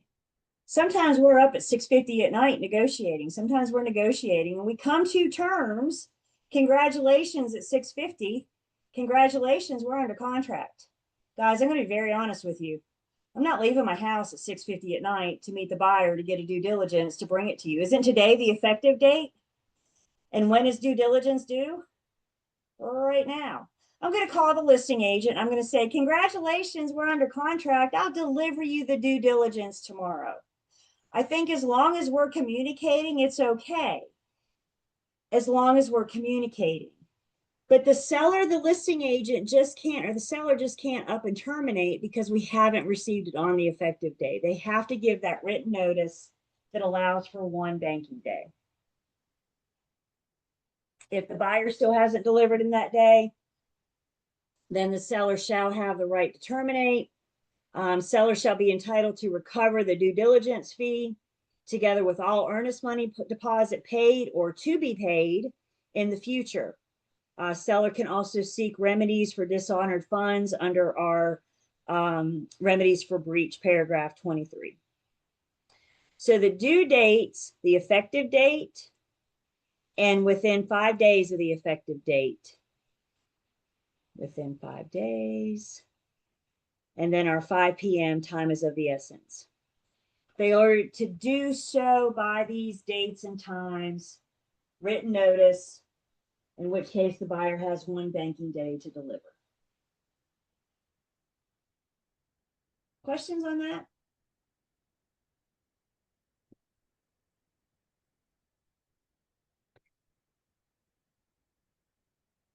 How we send that written notice doesn't matter. It just specifies written notice. An email would suffice between agents to the broker, and an email would suffice.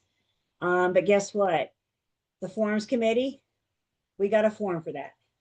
So if you want something to look more official, Then you can send notice to buyer to deliver cash, official bank check, wire transfer, electronic transfer, giving them that one banking day to deliver those readily available funds.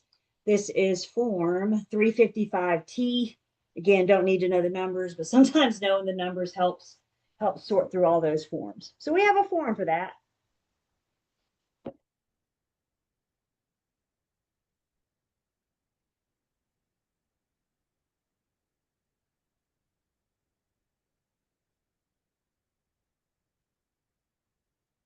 Let's see. Blue note. If the parties agree that buyer will pay any fee or deposit described above by electronic or wire transfer, seller agrees to cooperate in effecting such transfer, including the establishment of any necessary account, providing any necessary information to buyer, provided, however, that buyer is going to be responsible for any costs associated with that transfer. So they might agree to do electronic means, wire transfer, and that's fine. It's just specifying that buyer needs to pay. I want to point something out here. There was an email that came out from the Real Estate Commission last year to all brokers across the state. And they were having cases.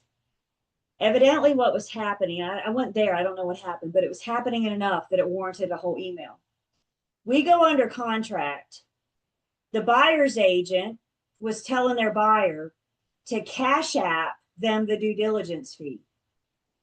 And then the buyer's agent was writing a check out of their own account to the seller. Kara's already shaking her head. Gabe's looking at me going, why the hell would somebody do that? Do we see the risks and liabilities here, guys? This is what's up. This is what's up. If we're going to hold money for anybody, even if it's for a millisecond, we have to have a trust account. So if you're going to take somebody's Cash App for due diligence, don't, by the way. But if you're going to take somebody's Cash App for due diligence, you've got to have a trust account. Most of us individual brokers don't. I think brokers were just looking for a solution, you know, because how many of us have checks anymore, right? How many of you know what a check is, right? Most of the time, that is just not how. So send your buyer to do a wire transfer. Buyer can Cash App directly to the seller, right? But we don't need to get involved. The only thing we're doing with due diligence is we're playing delivery man. We're helping deliver that cashier's check from point A to point B. Be careful with creative solutions.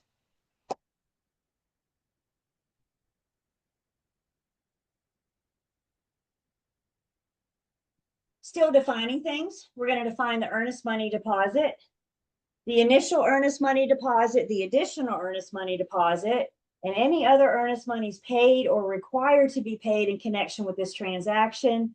Collectively, the earnest money deposit shall be deposited promptly and held in escrow by escrow agent. The earnest money deposit will be credited to the buyer at closing or dispersed as required by this contract. So we're telling the buyer, you pay this earnest money, it's going to hang out in an escrow account during the time that we're under contract. And when we make it to closing, that earnest money deposit will be credited to you. Or we're going to see as we go further in this contract how it might be dispersed otherwise. The escrow agent is the one that's going to hold the earnest money. So either it's the real estate firm or the attorney. Name the firm, not the individual. So you're not going to put the name of the broker or the individual name of the attorney. You're going to put the name of the law firm or the real estate firm. Buyer and seller consent to disclose by the escrow agent of any material facts pertaining to the earnest money to the parties to this transaction, their agent, and the buyer's lender. So we got to specify who that escrow agent is. This blue note goes over what happens in the event of a dispute of the earnest money. So the escrow agent is an impartial third party that's holding this money on behalf of the parties during this transaction. The escrow agent has no say-so what happens to this money whatsoever. Even an attorney that is allowed to interpret this contract cannot tell you what happens to this earnest money if we terminate. If the parties terminate, they both have to agree to release the earnest money. And if either party is unwilling to release it, then the escrow agent has to hang on to it. They can't release it without both parties' permission. And after a certain amount of time, the escrow agent may reach out to him a couple times, maybe even certified mail, please sign, let's release this. And after X amount of time, if they haven't released it, if this money is in dispute, then at some point, the escrow agent is to turn it over to the clerk of courts in the county in which the property is located and let the two go downtown and hash it out. So we have we have so many different termination forms, termination with release of earnest money, termination without release of earnest money. And bottom line, if it's not been released, then it's in dispute and the escrow agent cannot make a decision about what happens to it. I recently learned something. The clerk of courts will only hang on to it for so long before they'll just turn it over to the state.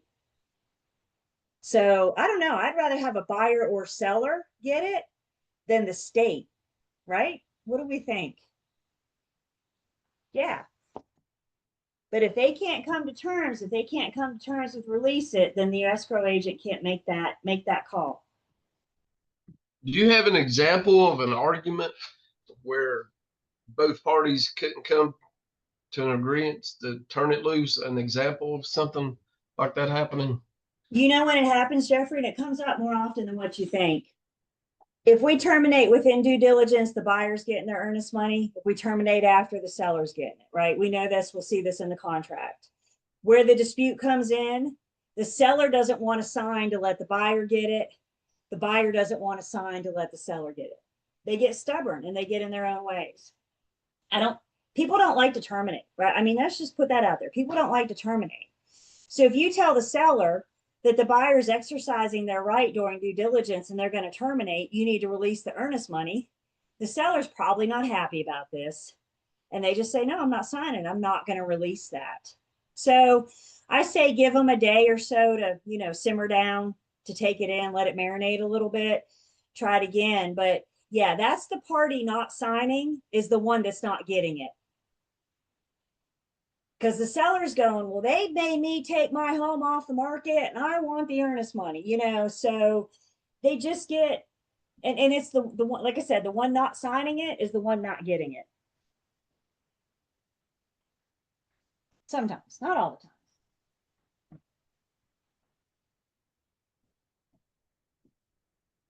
I would if I've been lucky.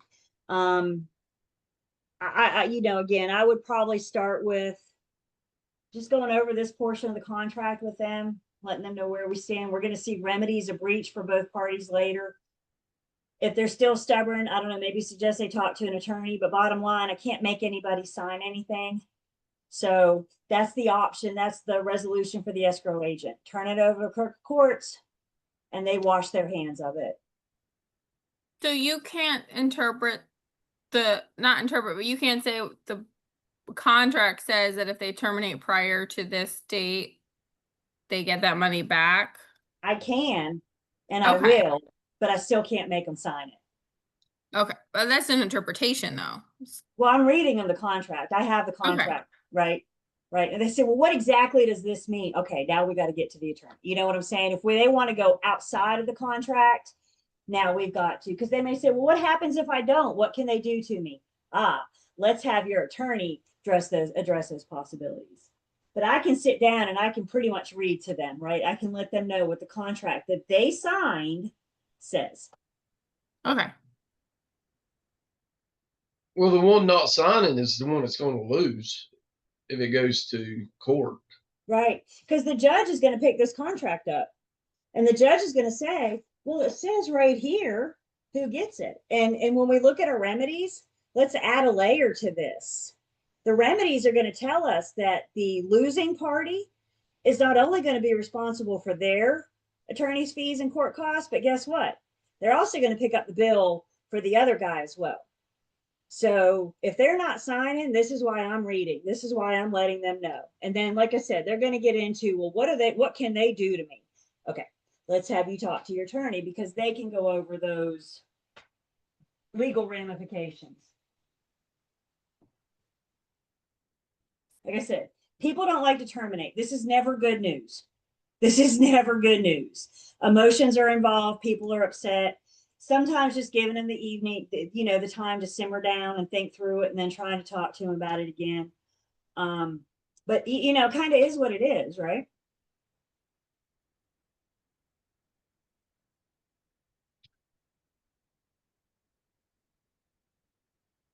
We're going to talk a little bit more, hit a few more on the earnest money. Some of these finer points once we get through the contract. So we'll revisit earnest money. This other thing, I don't know why it's all in bold. Do you guys, I don't know, when you see all in bold, do you feel like somebody's shouting at you? I don't think this is like shout important, but it's here anyway. Parties agree that a real estate brokerage firm acting as an escrow agent may place the earnest money deposit in an interest-bearing trust account, and that any interest earned therein shall be dispersed to the escrow agent monthly in consideration with the expenses incurred by maintaining such account and records.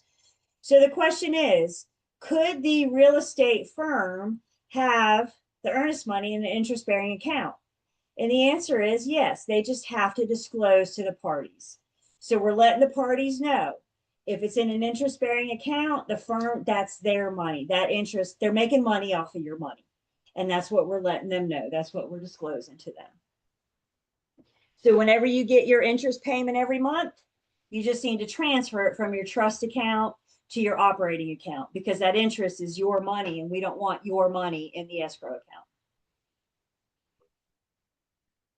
Well, I bet the banks are making bank on our escrows that we have to pay out every month. You know they are. So that just says the real estate brokerage firm. What if it's an attorney? It would be a That's- separate agreement. Okay. To your point, absolutely, because it doesn't specify the escrow agent. It just says the real estate brokerage firm. And like we said last night, most of our firms aren't doing this earnest money or this escrow thing anymore, so I don't understand why there's seems to be emphasis or graph other than just making sure the people are aware when they see it. But I wouldn't be surprised if that doesn't go away, or at least get, normal font, maybe in a couple forms updates. Because really, like I said, you got the big brands that still have a trust account, the national brands that still have a trust account. But other than that, it's just property management, which has nothing to do with this anyway. So we'll see. I just think it's outdated.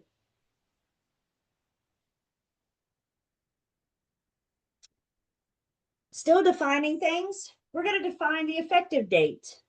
We've talked about the effective date, but what is the effective date? The effective date is the last one a buyer or seller has signed or initialed this offer or final counteroffer, if any, and 2, such signing or initialing is communicated to the other party making the offer. I need 2 things to have our effective date, i.e. that magic moment in time that we go under contract. I got to have all parties sign, and we have to have communication of acceptance. We have to have that communication of acceptance cross the line. Could we have signature on one day and communication tomorrow? Yeah. So then when would our effective date be? Today or tomorrow? Tomorrow. So I got to have both pieces. I have to have sign, we're in the throes of negotiation late at night. This finally comes through and I don't get until the morning, the signing until the morning. I won't be able to communicate acceptance until tomorrow. We try to do it all in one day, but sometimes, it just doesn't work that way. So we got to have both. Whenever we have both, that's when we have our effective date. Parties acknowledge and agree that the initial lines at the bottom of each page are only evidence that they have reviewed the terms. What really matters is where they've signed it. I have a signing page for them. They further acknowledge that the effectiveness of this contract is not contingent on the buyer's payment of any earnest money or due diligence. We're going to see their seller's remedy if those funds are not delivered on time or dishonored. So that just hit on a few things. First off, the first thing it mentioned, the bottom of every page, it has a place for both parties to initial. If they fail to initial a page, it doesn't affect the validity of the contract. When they initial this page, they just say that they know, they agree with the terms that's on this page. What makes the contract valid is the signature at the end. So if we skip an initial, or if they don't initial something, we're still okay. We still have a valid contract. I think that was a bigger problem back in the day when we were still on paper. Showing my age. You guys remember those stupid little tabs, sign here, initial here, and you had put all those stupid little tabs on it. Sometimes those stupid little tabs fell off. Look at Gabe, stop it. Sometimes those little tabs fell off. Sometimes we missed one, right? Today, with our electronic methods, you and I feel like we have better control over it. And we can definitely make sure that all these initial boxes, I mean, they can't complete signing or initialing if they don't do everything that we ask them to do. So we're not seeing this as much today, but we still The want to get travel everybody notaries to still initial. use them. Yeah, you're right. Your travel notary. Some I still see them in like Office Depot, so I know somebody still uses them. But Gabe, you don't know the struggle. You don't know, man. The second piece of this is reminding us, and you guys, this comes up so much. I see this articles from the Real Estate Commission. I see this in disciplinary action. We see this so much. The due diligence fee and the earnest money deposit do not make or break a contract.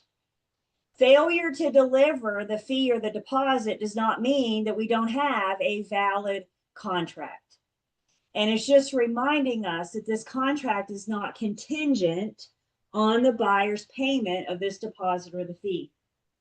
There have been cases where the listing agent hangs on to the signed contract until they have the deposit and the fee before they deliver it to the buyer's agent.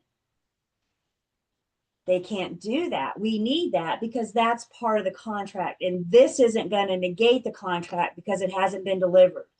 What if it hasn't been delivered? Then we're going to enact the written notice, in which case the buyer has one banking day. This is it. If we don't have those funds, this is what we do, period. We're not going to slow the process down. We're not going to stop things. And we're certainly not going to say this contract is terminated because you haven't delivered. Whenever we don't have those fees, this is when this paragraph kicks in. So again, not contingent. And then we have a remedy, 1D above that we just saw, and that's the seller's delivery. Still defining things. Due diligence. Due diligence is defined as the buyer's opportunity to investigate the property and the transaction contemplated by this contract, including but not necessarily limited to the matters described in paragraph 4 below, to decide whether the buyer in their sole discretion will terminate or proceed with or terminate this transaction.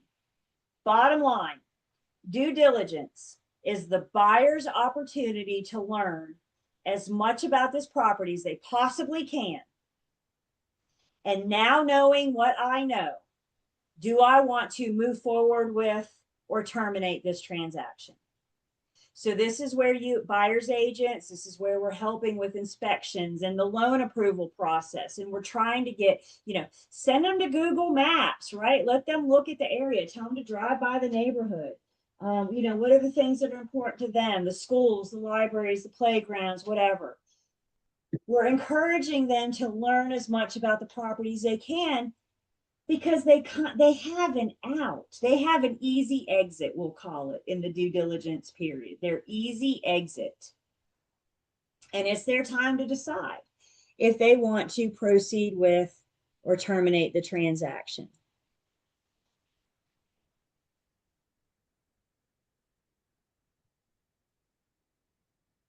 How are we doing so far? So far, so good? So far, so good. Let's take 10. See, I got 712, so let's take 723. I think it just turned. And we'll keep going.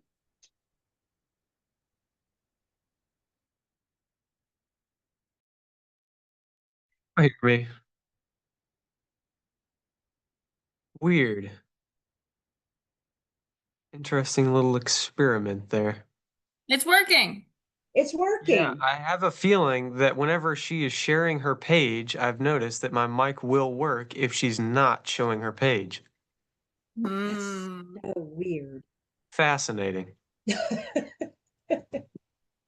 Enjoy y'all's break. Yes, you too.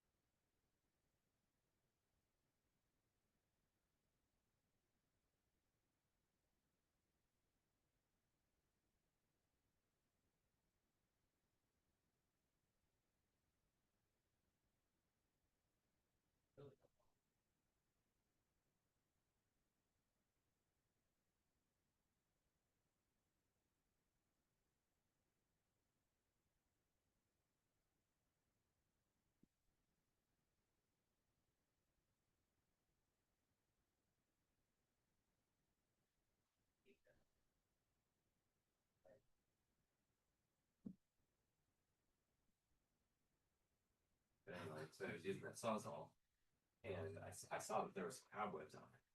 But after I turned it on the first time just to check that it was attached, the blade was attached. All of a sudden, I see a big spider come crawling out of where the blade attaches, and like scurry off onto the ground.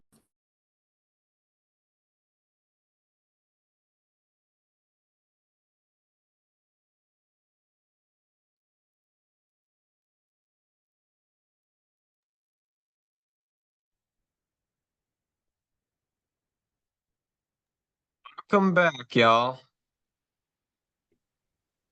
And as Hallelujah. soon as we share, he's gonna. That's Get to talk to y'all for like 10 seconds until we get back into this, and then I'll wait till next break. Gabe. I've been on Zoom for a while, you know, a little over 5 years now, and I've never encountered this, so I don't. It is beyond me, man. I have no idea. So as soon as you screen share, my laptop just is just like, Your okay. mic just nope, too much. It checks out. It I just almost checks said out. before that it was Julie. And it We is. were We talking hit the to you button and just now it's fine. in. That's right. It is. All right. Bye, Gabe. Bye. Maybe if he's talking while you start the sharing process, Just keep talking, right? Just I'd have to keep talking. Like I just got to keep making noise so it doesn't like turn off. Because as soon as it it's turns off, working. it'll. As soon as I stop talking, I bet I won't be able to. You guys won't be able to hear me anymore. All right, everybody. Gabe's going to be teaching the class for this. you're up. Taking Cool. I'm turns gonna show reading you now. guys how it's done. Okay. All right. All right. Let's hope that lasts. Okay. So we defined due diligence. Now we're going to define the due diligence fee. The due diligence fee is a negotiated amount, which means there's no set rate, there's no formula. I know you guys coming into it want some sort of formula. Well, if the purchase price is X amount, then da da da. The answer to how much due diligence to offer or how much earnest money to offer depends. And it depends on so many things. What type of market are we in? If we're in a strong seller's market, you may need to encourage your buyer to up their fee and deposit game to be competitive. You know, does the seller need a certain amount? Is the buyer willing to offer a certain amount? There's no formula to it. It's completely negotiable. Let's see. Negotiated amount, if any, paid by the buyer to the seller with this contract for the buyer's right to terminate for any reason or no reason during the due diligence period. The buyer is paying the due diligence fee for their right to terminate. And if they exercise their right to terminate, they are not in breach.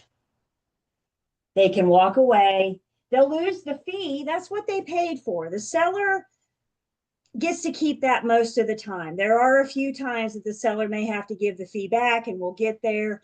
But for the most part, when we say an easy exit, that's what that due diligence is for. Yes, you're going to lose the fee. Yes, you're going to lose the cost of inspections and the appraisal and all that other stuff you've had. But guys, what if you're doing these inspections and in the throes you find tens of twenties of $30,000 of work that needs to be done right away? The buyer has a decision to make. You know, the roof is 25 years old. There's a crack in the structural. The plumbing's a little questionable, right? The buyer has a decision to make. Do I want to take all this on, or do I want to terminate the transaction? And that's all they're paying for, is the right to terminate for any reason or no reason at all. Maybe it's more money that they're willing to put into the home once they buy it, so they decide to terminate. Maybe they literally wake up the next day and go, nah, I don't want to buy this house. That's what they're paying the seller for. During COVID, was due diligence like out the roof? Yes. I thought it might have been. I've heard of 5 digit. I saw 5 digits. I heard of a 6-digit due diligence fee. Wow. Yeah. Yep. And that's how buyers were winning. 40 some offers. something's got to stand out, right? Something's got to stand out.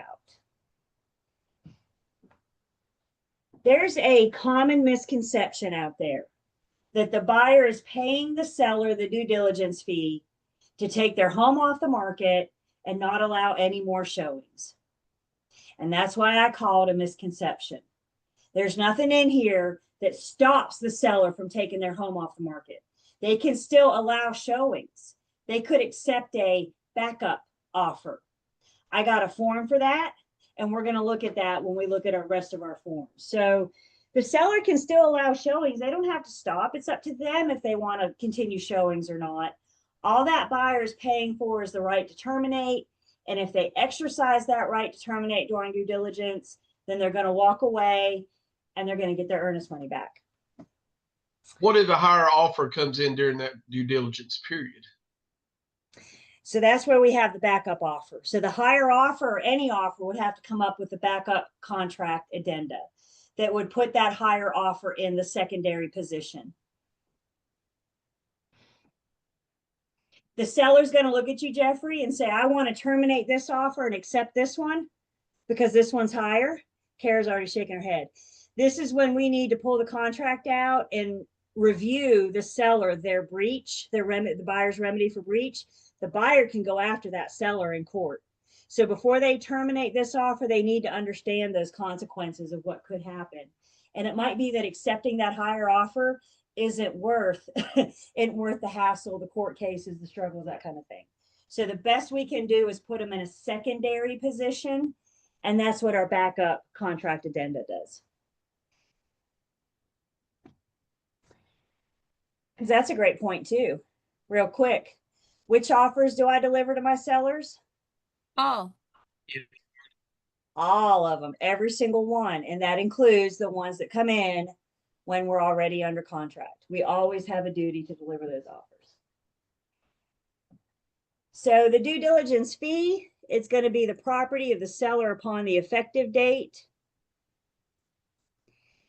It's going to be credit to the buyer at closing. So there it is again. You pay this due diligence fee, you pay this earnest money, and assuming we make it to closing, it will be credited back to you. The due diligence fee is non-refundable, except in the event of material breach of this contract by the seller, or another possibility in paragraph 23B that we'll see it. So we do have a couple places here, a couple reasons why the seller may have to give back the the due diligence. But for the most part, that is theirs to keep as part of the contract formation. In the event of seller breach, the buyer's consequential damages could be to take their due diligence back. But for the most part, the seller's going to keep that. Listing agents, you need to have your sellers go ahead and get that due diligence, deposit that due diligence right away. A lot of sellers think, well, I'll just hang on to this until closing. Get that thing in the bank right now. That's your money. Go out and spend it right now if you want to. You want to go have a nice dinner tonight? That is your money. I want my sellers to get in the bank because if that thing's going to bounce, I want to know about it sooner rather than later so we can get my sellers their money so we can enact that written notice in one banking day thing. So encourage your sellers to get it deposited right away. Buyer and seller each expressly waive any right that they may have the right to deny the right to conduct due diligence.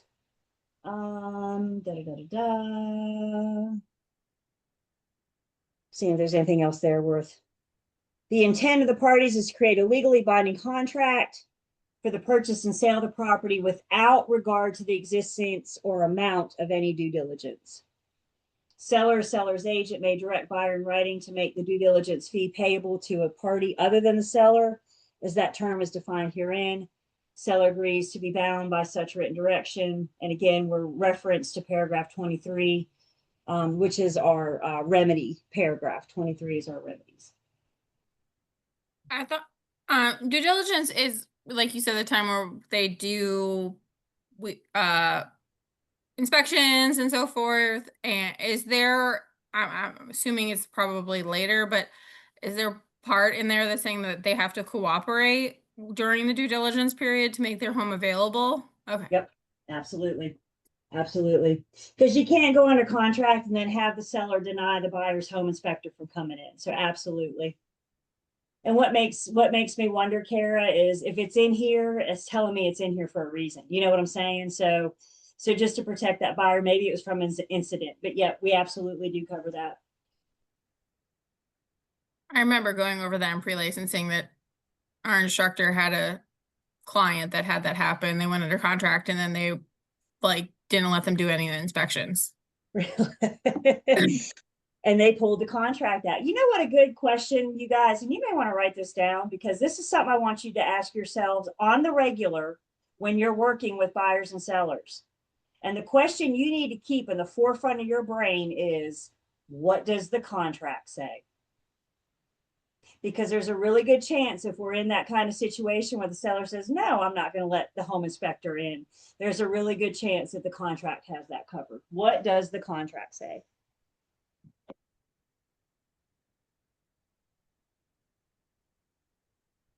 Then we're going to define the due diligence period. Now, as I mentioned, they added to this this last revision in July. So part of this is new. The due diligence period, and I have concerns. So let's address these concerns. We could do one or two things. We have two options. We're told to check only one box. Due diligence period is either the period beginning on the effective date, extending through 5 p.m. on, and we're going to put in a specific date, like September 15th, right? Whatever. We're going to put in a very specific date. Or the period extending for, and then we're going to insert a number, X amount of days after the effective date, ending at 5 p.m.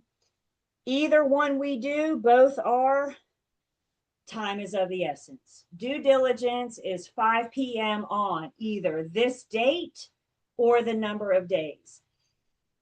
I get why they added it. When you present the offer, if you put a due diligence date in, your clock starts ticking, and you might be negotiating for a day or two or three before you guys come to terms, in which case you've just chewed up 3 of your due diligence dates. Or we could put a number of day in that says once this becomes effective, then we're going to allow due diligence to be 15 days. So I get why they added it. It allows some more flexibility. It allows the buyer to have all their due diligence time. My recommendation, my suggestion to you is if you use the number of days, I would make sure that you clarify with the listing agent what that date is. Because again, not everybody counts days the same. The contract's going to tell us that days, and anytime we count days, TRID days, anything like that, day one is the day after the effective date. But not everybody sees it that way. Not everybody counts it that way. So just for your own, I would rather you, if you're going to put in 15 days, I would prefer you to specify by the by 15 days is, you know, June 30th or whatever, right? Make sure that we're all clear on that date.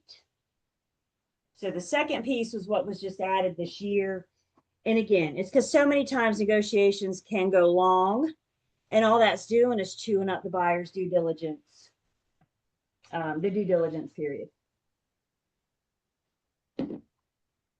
Could you just specify if you're sending it over via email that, you know, we would be counting day one after the effective date? I Like would. I would. Yeah. And it even tells us here, you know, but I would make I mean, sure it's- we were yeah. on the same page. I would definitely make sure. It's amazing how off page we are sometimes. So I would just be very clear that we all know what that date is. And yeah, I would throw out an email. Awesome. I'm glad we're under contract. I look forward to working with you. By the by, due diligence 15 days from now is, you know, whatever. I would make that clear.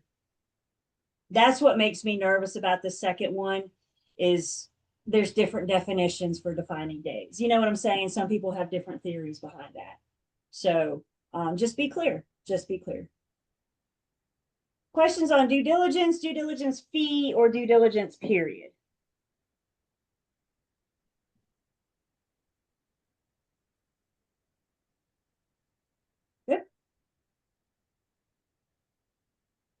Did we lose Gabe again?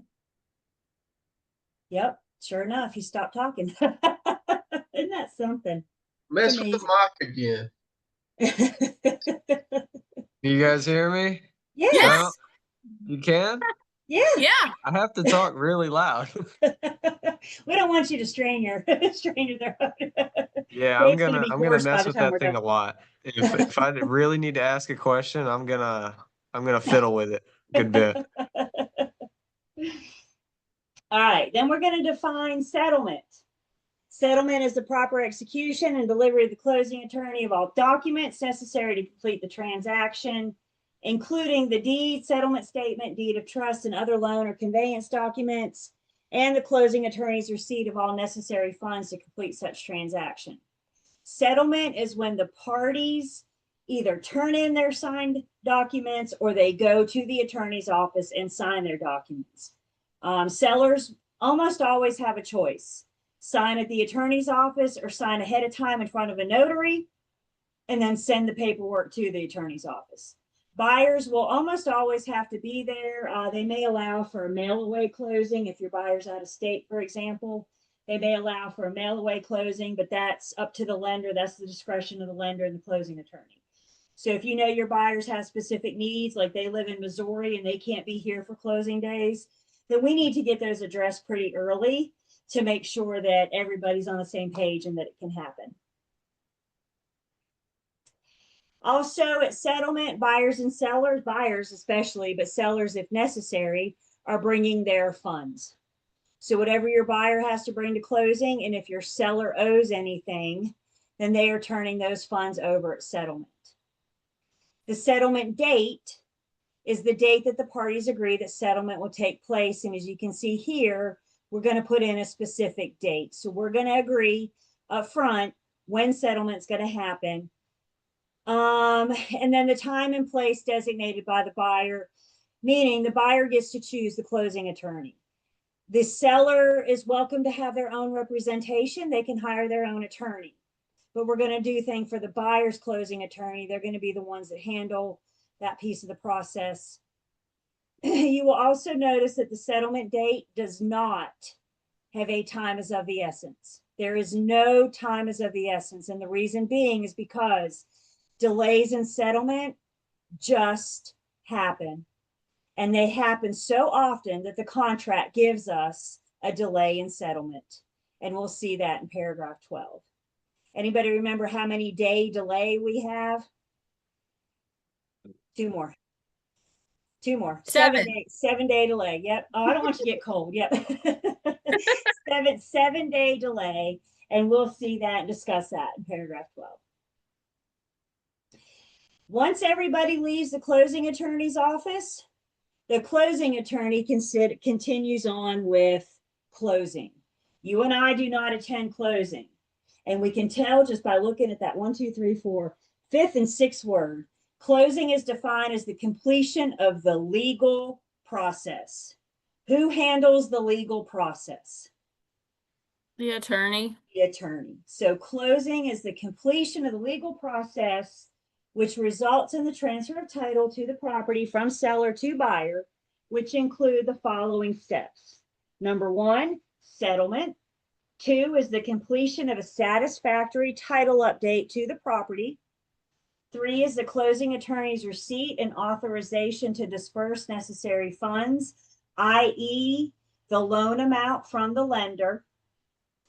And then number 4, and the last and final step, recordation in the appropriate county register of deed and the deed of trust, if any, which shall take place as soon as reasonably possible for the closing attorney after settlement. Everybody's working really hard to make sure that settlement and closing happen on the same day. Attorneys are very rarely scheduling settlement so late in the afternoon that they don't have time to record. We all know the Register of Deeds closes at 5. Y'all, they're not going to stay open at 5:01 to wait for this deed to come in, wait for this thing to record. So the attorneys are going to try to schedule settlement to get that in. But you can see there's still a few more steps between settlement and closing.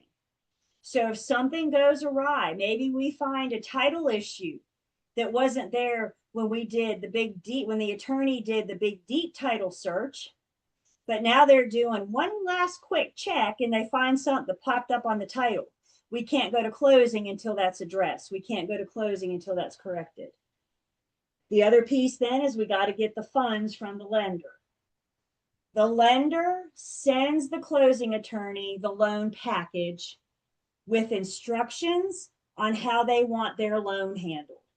The lender tells the attorney, this is what I want you to do. Once we get through settlement, the attorney sends that loan package back to the lender for the lender's final review. They're going to make sure all the T's are crossed and the I's are dotted, everybody signed, dated, everything. And upon completion of the final review of the loan package, then the lender releases the funds. So if anything happens with title, if anything happens with the lender, if we can't record, what if the internet goes down? What if we lose power and we can't record? Then closing and settlement probably won't happen on the same day. But everybody's working for it to happen all at once. Just understand, there are things still left to do when we leave the closing attorney's office. It's not a done deal yet. It's only a done deal when that brand new deed has been recorded. Upon closing, the proceeds of the sale shall be dispersed by the closing attorney in accordance with the settlement statement and the provisions of this North Carolina general statute. If the title update should reveal unexpected liens, encumbrances, or other title defects, or if the closing attorney is not authorized to disperse all necessary funds, then closing will be suspended, settlement is delayed, and we're referenced once again back to our delay in settlement or closing paragraph.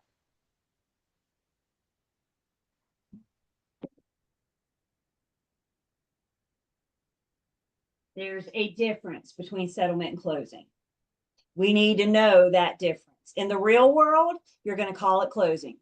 Don't, you know, if you look at your buyer and say, okay, we got settlement next week, they're going to say, huh, what's that? We're going to look at our buyers and say, next week we're going to closing, and they're going to know what you're talking about.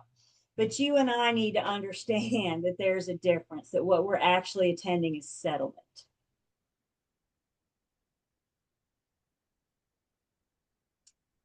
So our first red warning.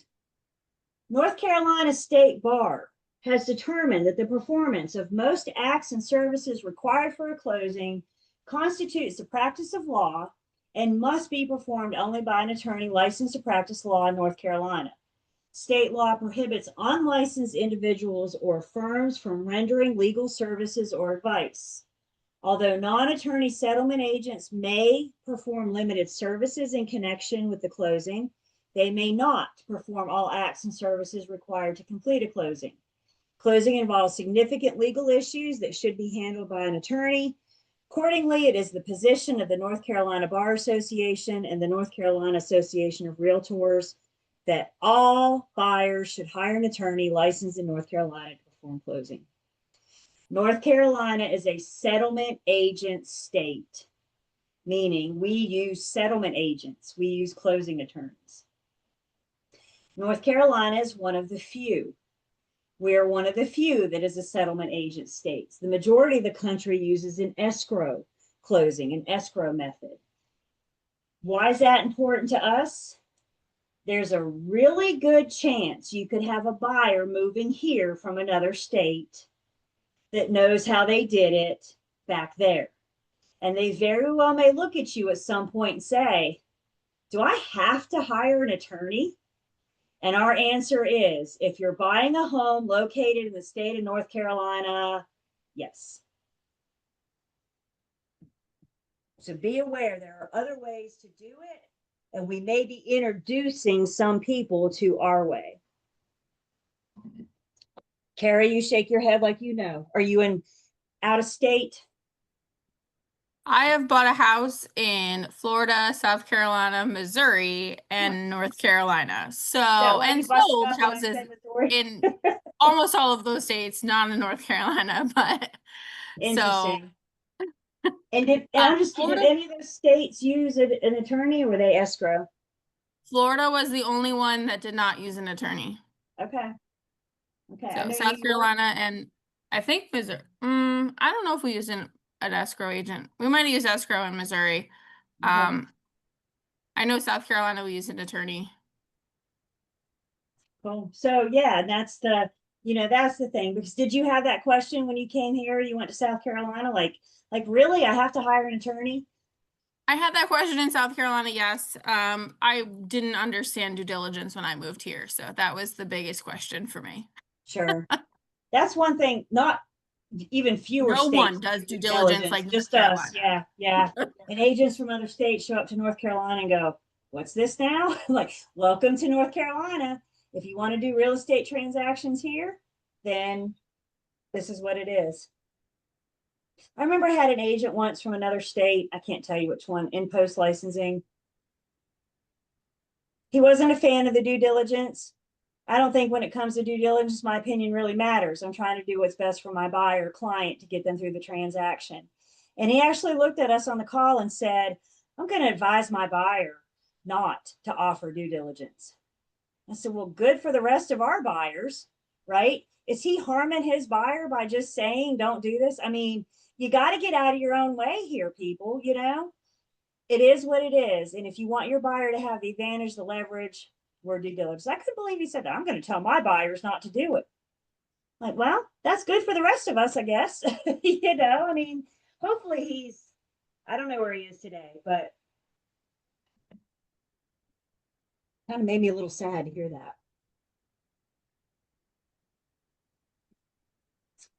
One more thing to define, special assessments. Special assessment is defined as a charge against the property by a governmental authority, in addition to ad valorem taxes and recurring governmental service fees levied with such taxes, or by an owners association in addition to any regular assessments dues, either of which may be a lien against the property. At this point in the contract, all we're doing is defining what a special assessment is. It's a charge by the government or an owners association for the improvement of a property. That blue note is telling us that we're going to see each party's respective responsibilities once we get to future paragraphs, future provisions in the contract here. So here we are. Where are we? Like almost 3 pages, almost the first 3 pages we have just spent on terms and definitions. So as you're going through the contract, what does this mean? What's the effective date? What settlement was closing? We have it all referenced here in the first couple pages of the contract, and also defining who the buyer and seller and the property purchase price are.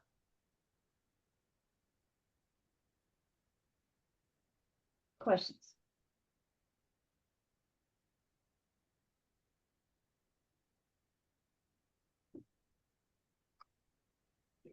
And we got fixtures and exclusions, and they start with a big red warning, all caps and bold. This isn't that important, is it?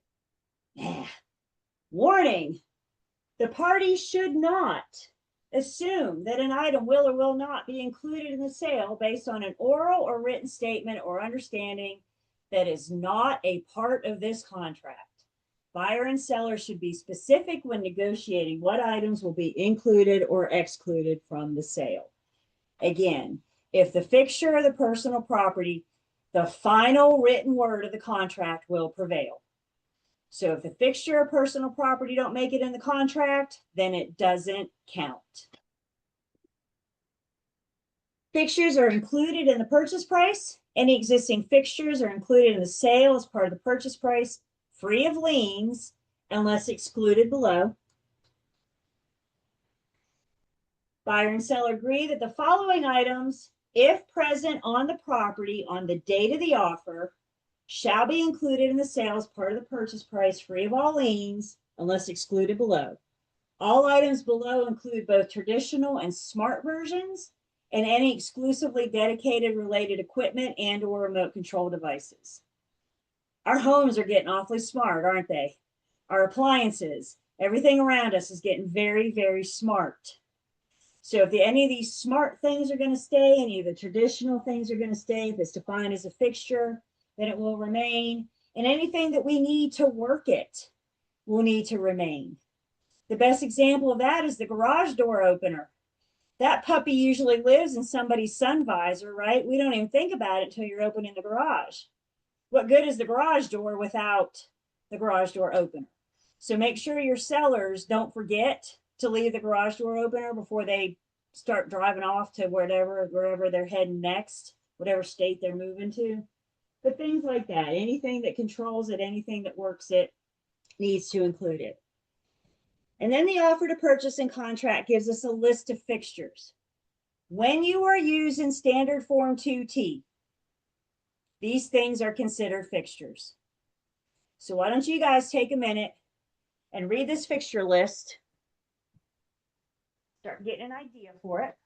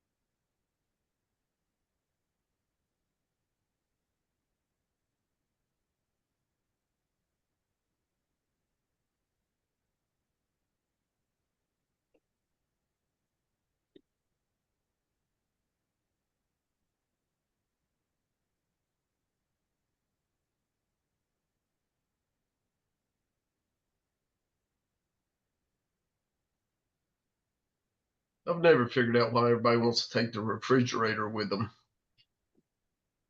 if they're moving. Why they want to take it with them? Yeah, I mean, What if they're buying new construction? They don't It's come rare to with, have a refrigerator in new construction.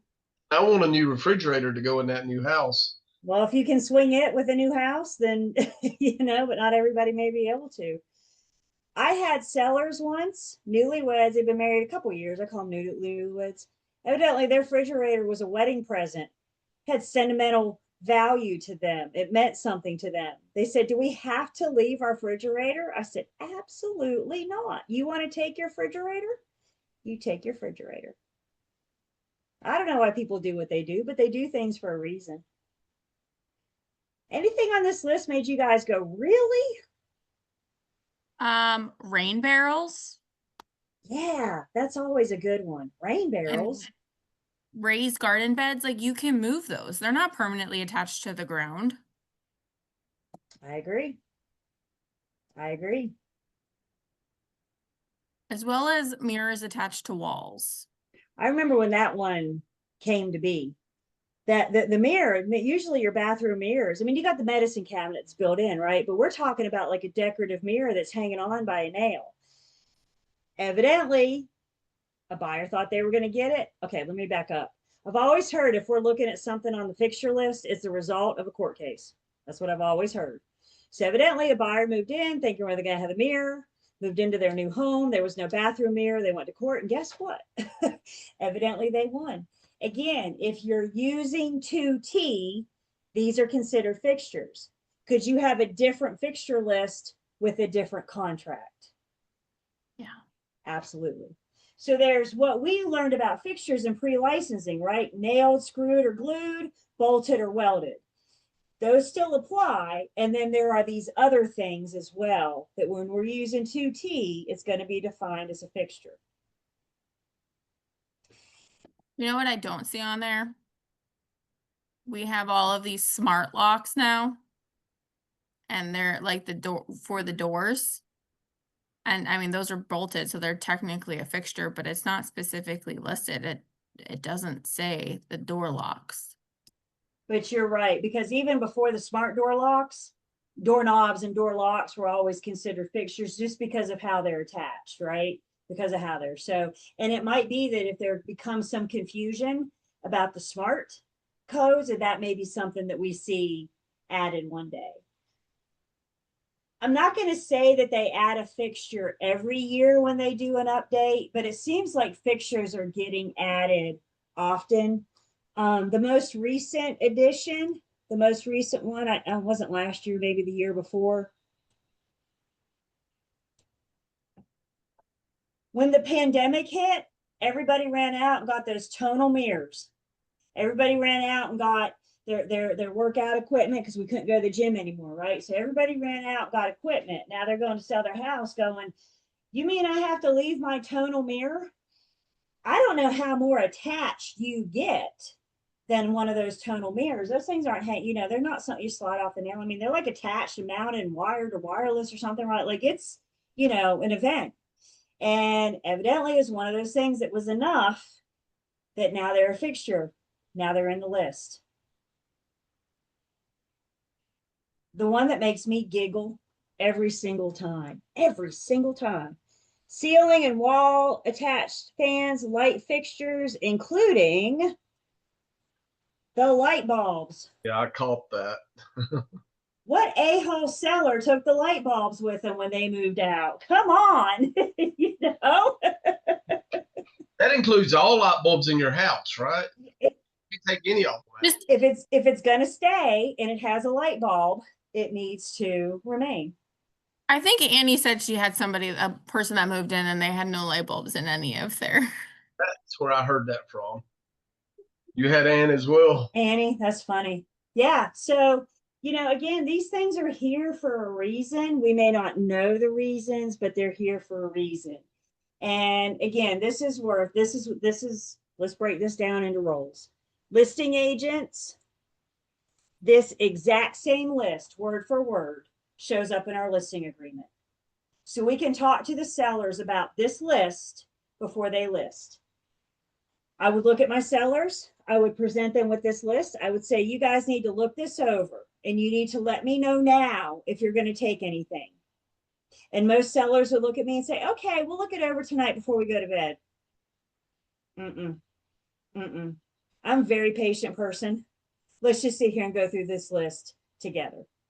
So the seller goes through the list and they say, well, that chandelier, that was my grandmother's and it's been in the family for all these years. I want to take my chandelier. Can I take my chandelier? Absolutely. Never look at somebody and tell them they can't take grandma's antique chandelier. Of course you can. In a perfect world, we're going to have the seller take the fixture down and replace it and repair it before I ever show up for picture day, before I list the property, before a buyer ever sees it. Perfect world. Do we live in a perfect world? No. You're going to come across sellers that say, I'm not removing that ceiling or that chandelier until the day I move out. So now we know it'll be in the pictures. We know that buyers will see it. Listing agent, this becomes your duty, your responsibility to make sure that every buyer sees that property knows that when they buy that house, that chandelier will not be there. We need to make sure that they're aware of this. And when the offer comes in, listing agents, we need to make sure that that is an exclusion to the fixtures. I can't make the seller take it down before I list it. So if they refuse to, if they won't do it, then we just need to make sure that the buyers know that this will not convey.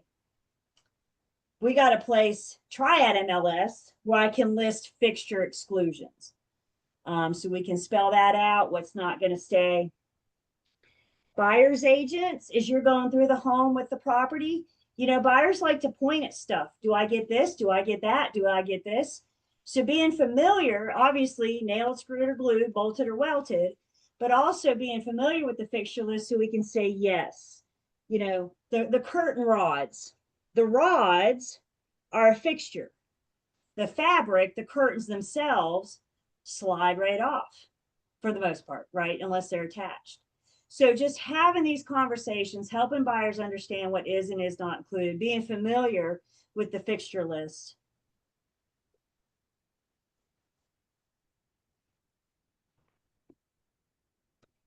Unpairing, deleting data from devices. Prior to closing, sellers shall unpair any devices that will convey from personal property devices, hubs, intelligent virtual assistants, mobile devices, vehicles, etc., with which they are paired. Delete personal data from any devices that will convey and restore all devices to factory default settings unless otherwise agreed.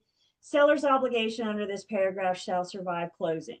So in other words, if the seller forgets, we go to closing, the seller's still obligated to unpair, restore, or set back to factory default settings.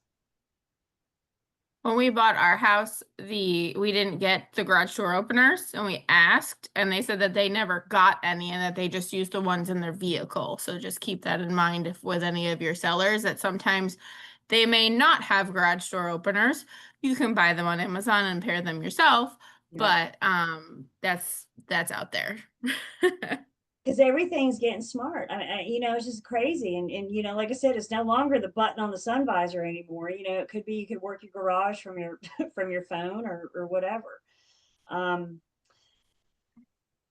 When this paragraph hit the contract, when this paragraph came to be, I was able to take a contract class. I attended a contract class, and the lady that taught it was actually on the forums committee.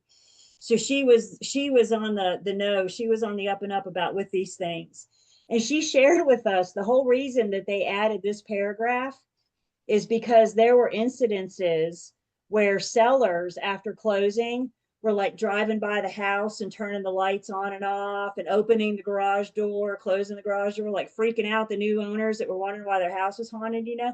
Why were they doing this? I don't know. But it was happening enough that they had to add a paragraph to the contract and specify that this is going to survive closing. Isn't that funny? People are so funny. That's kind of cruel. You have to wonder what happened to that transaction. I mean, I don't know who has all this spare time, right? Like, I don't have time to do this kind of stuff. But yeah, they were Like, just driving by the dude, house and messing with them. I'd say let's go mess with them. Did you not unpair your devices? Let's go mess with them. Come on. It'll They be fun. deserve it, right? Didn't So again, quite get listing what we were looking for. Let's go turn off their lights and make them freak them out because their broker didn't tell them that it was haunted, which they don't have to. Right. That's right. That's not North Carolina. So Their heat on at like 2 or 3 o'clock in the morning when they're asleep. you know, I could do that. the possibilities are endless. All the fun we could have, you know.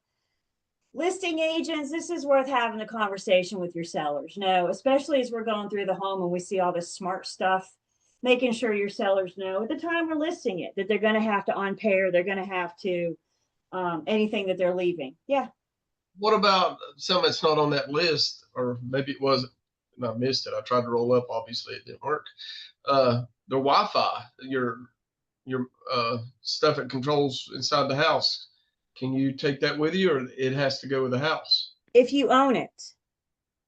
If you own it. Now you might be leasing it from your Wi-Fi carrier, right? But if you own that equipment, then yes, you can take it with you. Well, if you're leasing it, you've got to terminate that contract. Then you'd have to turn it back in. Yeah. If you're leasing it, you'd have to turn it back in when you end that contract. Yeah. So then the new owner would just have to get their own Wi-Fi equipment. Well, that's all the problem with the smartphones and everything else, because once they put their new one in there, it's not going to work it anyway. Right. So those usually, you know, unless they're attached to the home, right? Unless they're, you know, wired in or something, you know, but yeah, that's usually a relationship between you and your provider. Blue note, any fixture or other item described in subparagraphs A and B above that will not be part of the sale should be identified in subparagraphs D or E as applicable. So D is addressing items leased or not owned. The seller can't convey what's not theirs.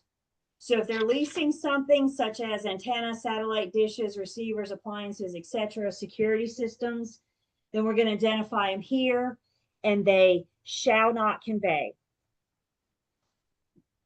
In addition, any leased fuel tank that we're going to identify in paragraph 7D shall not convey. I got a whole paragraph on fuel tanks. And then we have other items that do not convey. The following items should not convey.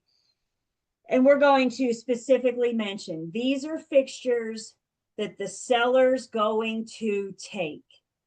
So grandma's antique chandelier, we listing agents need to make sure that it's here, and other items that do not convey. When that offer comes in, we have a duty, we owe it to our sellers to make sure that it was added to this contract, that the buyer's agent put it in when they wrote up the offer. If it's not in the list, but we're not sure if it's a fixture or not, we can't tell. You know, maybe I don't have my tools with me and I don't know if it's nailed, screwed, or glued, bolted, or welded. How fixture is the fixture?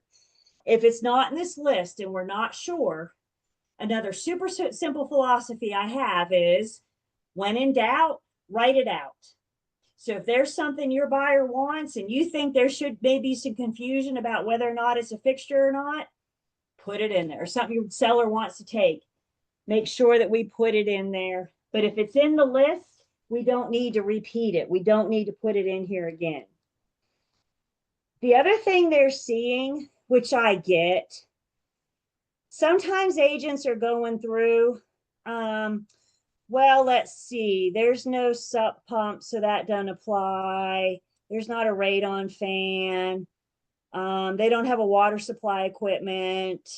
Well, there's not even a garage door, so we don't, if it's not the home, we don't need to edit this. We don't need to cross this out. This thing is saying if anything is here at the time of the offer. So we're just using this as a reference. We don't need to go through and strike out what isn't applicable.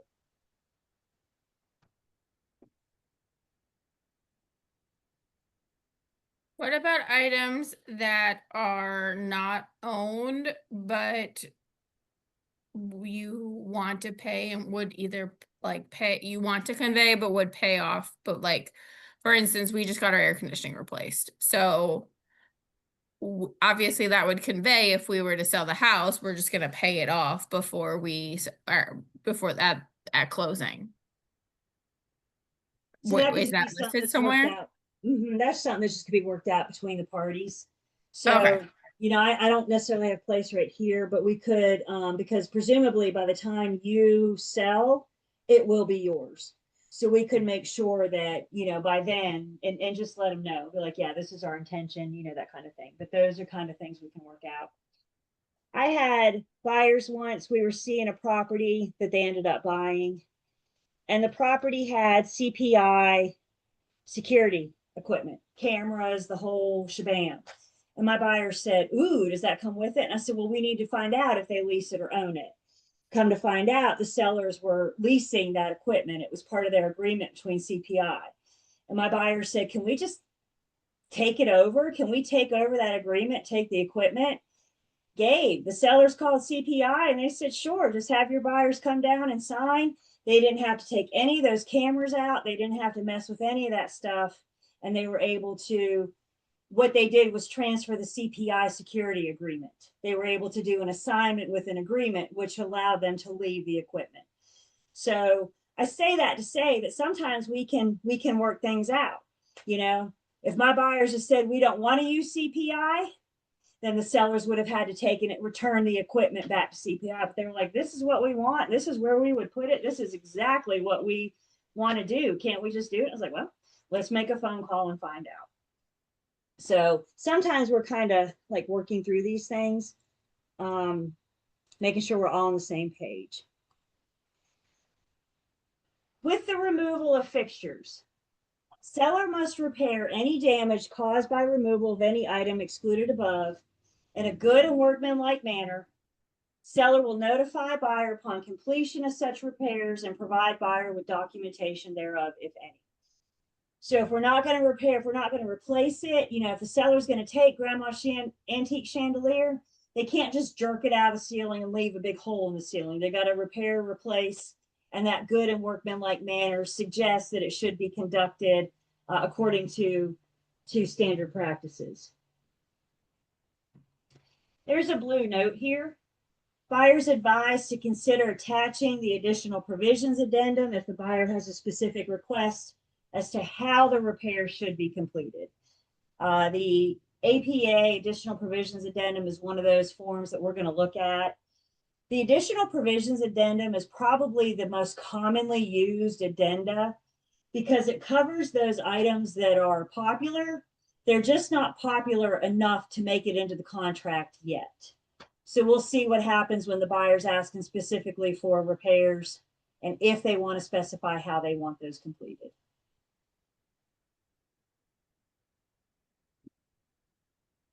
After fixtures, then we got personal property. Fixtures are meant to stay, personal property is meant to go. They're going to wind up in the contract if they're going to do the opposite of their intent. So if this buyer, if the seller is going to leave any personal property, if the buyer wants any of the stuff, the following personal property present on the property on the date of the offer shall be transferred to the buyer at closing at no value. And this is where we're going to list the refrigerator, the washer dryer, you know, the John Deere green tractor, you know, whatever the things that the buyers and sellers, that personal property that seller agrees to leave. Be specific and be clear. Do not put refrigerator. Does that leave room for interpretation? Be specific. We want the 2-door stainless steel Whirlpool refrigerator that was in the kitchen at the time of offer. If you can open the door, sometimes you can see like a model number on the inside of the door. Doesn't hurt to snap a picture of it for your reference. Doesn't that have a date and time stamp on it to know when you were there when you took the picture? Be specific. If you say refrigerator, what's stopping the seller from leaving the beer fridge in the kitchen, in the garage? Probably without any of the beer, right? What stopped the seller from leaving a 2-shelf dorm room refrigerator? If you say refrigerator, that leaves room for interpretation. So please, please, please be specific. Which washer dryer does your buyer want? The other word of caution is this blue note. Any personal property that will be part of the sale shall be identified in this paragraph. Buyers advised to consult with their lender to assure that the personal property items listed above can be included in this contract. Note this says here that they're going to leave the stuff for no extra value. What the buyer's buying is the house. The stuff is extra. It's not any extra value to it. And when this personal property list starts growing, the buyer wants the living room furniture, they want the dining room suite, they want the John Deere green tractor. When this list starts growing, the lender's flag goes up. And the lender's going, what am I financing? Am I financing the stuff or am I financing the house? So if your buyer starts wanting a lot of stuff, we need to run it by the lender. They're going to be okay with the fridge. They're going to be okay with the washer and dryer. We have a fairly new form within the last year or so, and it's an outside bill of sale. So if we start negotiating a bunch of stuff, we can use this outside bill of sale, which will require the buyer to bring the seller money for the dining room suite, the living room furniture, all that other stuff that they want, usually in the form of a cashier's check at settlement. It's different than the sales contract, and the lender will never see the outside bill of sale.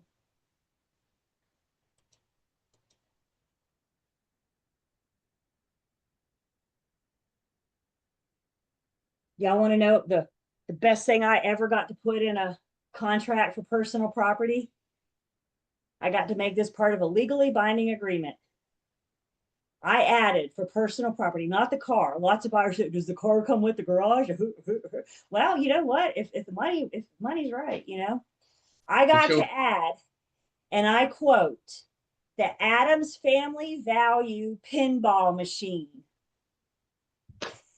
Sellers accepted it, and the pinball machine became part of a legally binding contract.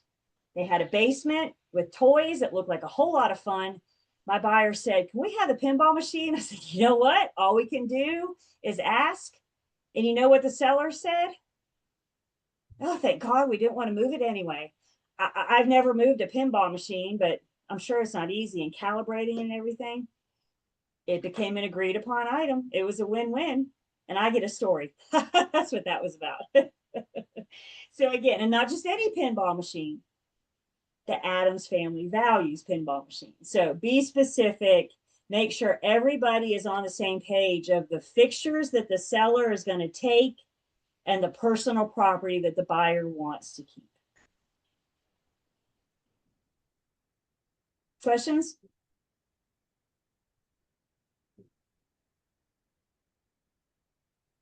Okay, last break.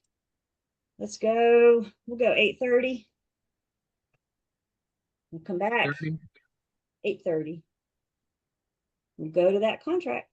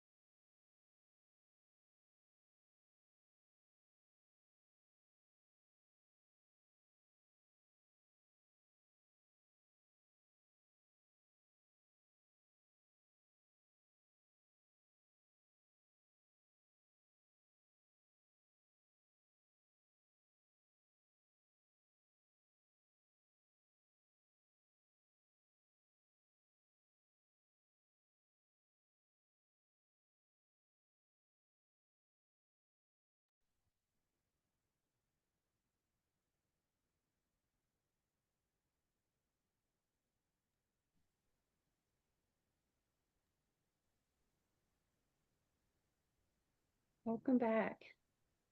Hello. Kara, we didn't get to ask you, is this your first, second, or third post licensing? Number one, First. you and Gabe are knocking this one out first. Jeffrey's all done after this one. Ah. Licensing I just passed teachers. my test. Oh, I'm sorry. I just passed my test on April 1st, so Wow. So yeah, that's fast. That's soon. My pre-licensing teacher said that there was supposed to be an order, but I can't remember what that was, and this just happened to be the closest one that I could do. So, Sure. They don't care what order you take them in, just do it. right. So 302 tends to be the one. Not everybody enjoys 302 because 302 has the math. And so if math isn't your thing, then 302 can be a little bit, intimidating. 301 has a little bit of math. That's your brokerage relationships and responsibilities. So you're going to do stuff with CMAs, a little bit of math. 303, you don't touch a calculator. 303 is just specific to law and rules specific to North Carolina. So if you think about it, post licensing, they take your heavily tested topics from pre, and now we're expanding on them in post, making sure you have that good understanding. So that's what's up. Again, North Carolina and real estate, we're just kind of the oddball. So North Carolina is a brokerage state, which means all of us are brokers. You guys are on entry level status, but you're still brokers. A lot of other states will allow you, first you become a sales associate and you get some experience under your belt, and then you go back and become a broker. So it's a different process with the same kind of end result. But North Carolina allows you to practice on that entry level status as a broker, whereas other states you're practicing as a sales associate at first. So, I think in the end, 6 to 1, half dozen the other. But that's what that post licensing is for, is that entry level for you guys. Because it's so difficult to become a broker in North Carolina. I heard we're like one of the most difficult states to get your license, and I could see that with some of my classmates. They were having a lot of trouble getting through it for sure. You are right, Gabe. The education department at the Real Estate Commission, the North Carolina Real Estate Commission, they have, big conferences every year where all the education departments of the real estate commissions get together and, do their thing. And you're right. North Carolina is known as being one of the toughest states to get your license. And let me tell you something, our education department is very proud of that. So we're not expecting any changes anytime soon. I don't know why, but yeah, we're on the map as, because I know some people will even try to get licensed in another state first and then try to come here, so there's trying to find those loopholes, but you still got to get that state specific stuff down, so but yeah, they love hearing that. Makes them proud. All right, so we've been through terms and definitions, fixtures, and personal property. Now we're on number 4. You may want to make a note. Provisions 4, 5, and 6 are all about the buyers. So buyer's agents, when you're working with your buyers, you want to know specifically what you need to talk to your buyers about. 4, 5, and 6. So 4 is about the buyer's due diligence process, which once again starts with a big red warning, bold caps, screaming at us. Buyer is strongly encouraged to conduct due diligence during the due diligence period.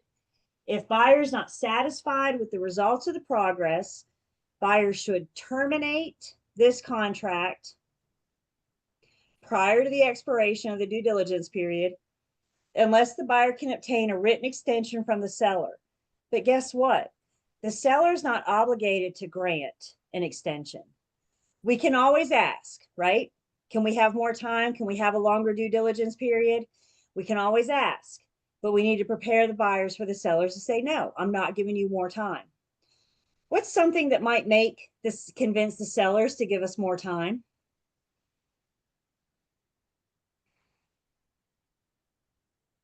Like convince them to give us more time. What's something I could do? Higher More due money. diligence. Yeah, more money. Offer more money. So if I'm asking for more time, wouldn't it stand to reason that they may want more money?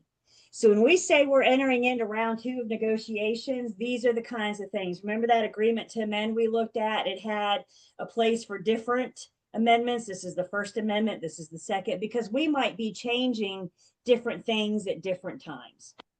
Ideally, buyer's agents, when you when you write the offer, when you create the contract, you want to try to have enough time for due diligence. But we also understand things come up. Think about this, you guys. If I'm super busy, my home inspectors are busy, my lenders are busy, my appraisers are busy, my closing attorneys are busy. You guys with me? So if it's a busy market, we may need a little bit longer due diligence time because we got to get time for everybody to get in. If it's December and it's slower and not as much is happening, we may not need as much time. So a lot of the time and the money that we're discussing here is very much going to depend on the market. What is the current market that we are in? So keeping all that in mind as you're writing the offer, trying to get enough time as you're writing the offer, because ideally we don't want to ask for an extension unless we just have to. Also, when it comes to how much time with due diligence, it's worth discussing with the lender, asking the lender, how much time do you need?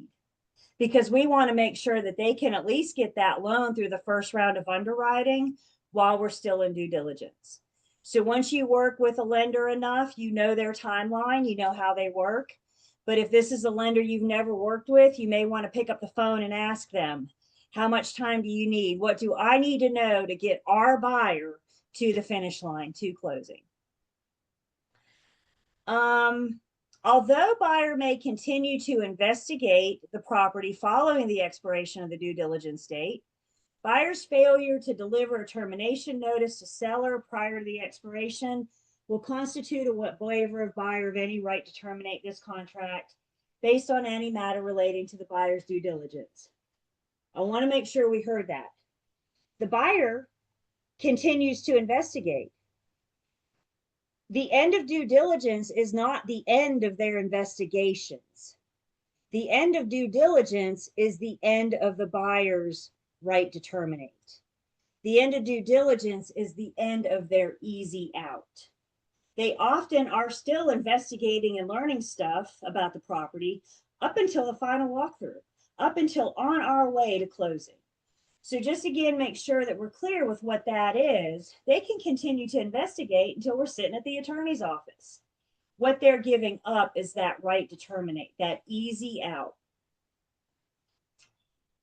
Provided, however, following the due diligence period, buyers still may exercise the right to terminate if the seller fails to materially comply with any of the seller's obligations in their paragraphs below, or any other reason permitted under the terms of this contract or North Carolina law. So then we're going to go through a list with the buyer of the things that they should consider doing during due diligence. So what should they be inspecting? What should they be investigating? And the one thing that we need to get going on, like as soon as we go under contract, is we got to get the lender going on the loan process. The loan process is the longest part of the process. Again, it's awfully rare to have final loan approval while we're still in due diligence. It's very rare. But what we can hope for, what we can shoot for while we're still in due diligence, is to have that loan package come out of the first round of underwriting, in which case the lender can give us a pretty good idea if this loan looks good or not.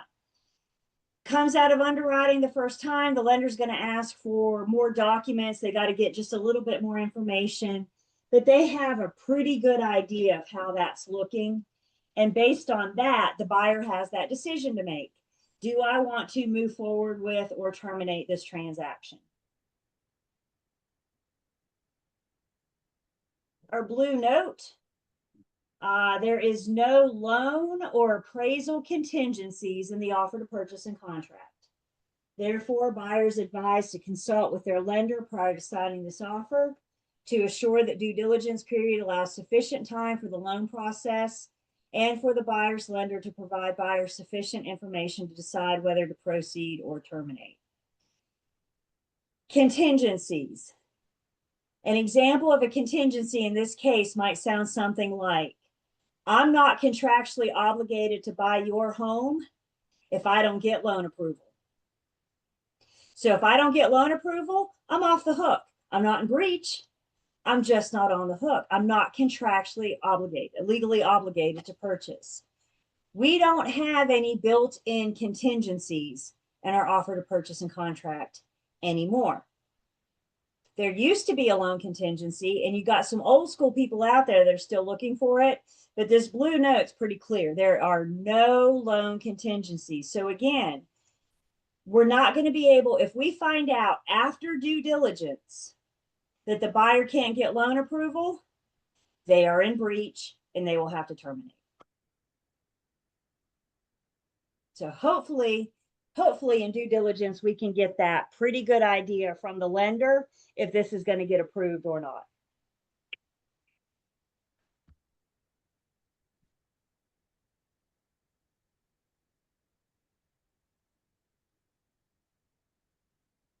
Then we talked to the buyer about the property investigation during their due diligence period.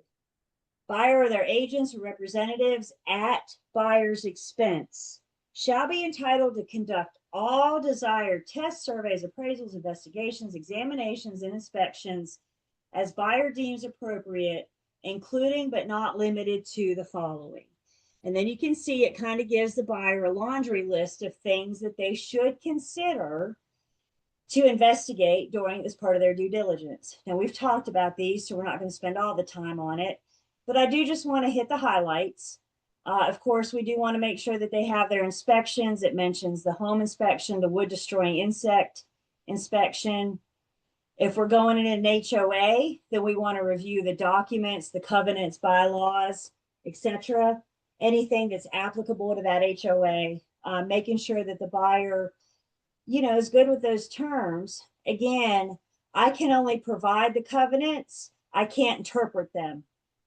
So I'm going to help my buyers get their hands on them for them to review, especially if they have questions like, can I put a fence up? Can I have a shed in the backyard? Can I park the RV in the driveway? Things like that. We definitely want to get the hands on the covenants to make sure that that's allowed. They're going to have to secure homeowners insurance. If a lender's involved, homeowners insurance is required. If it's a cash buyer, homeowners insurance is highly recommended. But if there's a loan involved, the lender's got to approve the homeowners insurance policy. So we want to make sure that they shop around and they find the policy for them while we're in due diligence, make sure the lender approves it. Of course, there's our appraisal, our survey. Any zoning matters is can the buyer's end use be met? We mentioned the buyer that wants to convert the garage into a hair salon, for example. Will zoning allow that? Any planned or proposed road construction, we can help them. We can go to NCDOT. They may be planning to widen the road, but the equipment hasn't shown up yet. So we want to make sure we're going to DOT to make sure we see those projects. And you can search like county by county to see those projects, to see if it's going to affect the area that your buyer's going to want to live in. Schools, especially if they have kids. When it comes to schools, I'm a really big fan of being the source of the source and letting them do their research on the school. So send them to Forsyth County, Winston-Salem Schools website, send them to the various Guilford Counties website so they can look into the schools. They know what's best for their kids. They know what they're looking for. So just help be the source of the source to get them that information. Is the property on some kind of flood hazard or wetlands? If there's properties on a flood hazard, then there may or may not be requirement to obtain flood insurance. Flood insurance is not cheap. And if your buyer's about maxed out on their maximum allowable payment anyway, and then you throw flood insurance in there, they exceed their allowable maximum payment. And guess what? We're not getting loan approval. I always try to take a peek at the flood map before I even write the offer to see if this is something that we have to deal with. Because again, if my buyer's close to maxing out, they may not be able to afford homeowner or flood insurance. So trying to take a quick peek. There's various sites out there that have the flood map. You could go to FEMA. Most of our MLSs have a link straight to a flood map. I'm not an expert, but I can look at a map and I can tell you if the property is in that flood hazard. And if so, my little red flag just went up to encourage my buyers to investigate further, to look further into it. Utilities and road access, streets and roads, are they public or private? If they're private roads, that means that the homeowners are going to be responsible for maintaining them. So that we would have to have some kind of covenants or something telling how that's handled. Is that a monthly assessment, or do we just assess whenever there's a pothole? How does that work? How will the homeowners be responsible for that? Special assessments. We see special assessments a lot. Again, just making an improvement on the property. Either a governmental special assessment, maybe the local government's going to come in and add street lights or sidewalks or something. Or an HOA, maybe if it's a condominium complex, they're going to repave the parking lot. Either way, there will be a special assessment charge to the homeowners. And again, in just a minute, we're going to see each party's, next week, we're going to see each party's responsibility for who's responsible for what when it comes to special assessments. So this just kind of gives the buyer an idea of the things that they should consider. Some buyers will say, sign me up for everything. Some buyers will say, do I have to do anything? And guys, the truth is they don't have to do anything. They're encouraged to learn about the property. The only thing that's required, if they're getting a lender, they got to have an appraisal. If they're getting a VA loan, they need the wood destroying insects, the pest report. Everything else is up to their discretion. We're just encouraging them to learn about the property. The other thing I want you to note is that we're given these items deemed appropriate, including but not limited to. So there may be something on this list that your buyer wants to investigate, something on this list that your buyer wants to inspect. Never look at your buyer and say, you don't have to worry about that, it'll be just fine. If your buyer wants to inspect or investigate something, our answer is, okie doke, let's do it. Because we want to make sure that they are good with what they are getting into.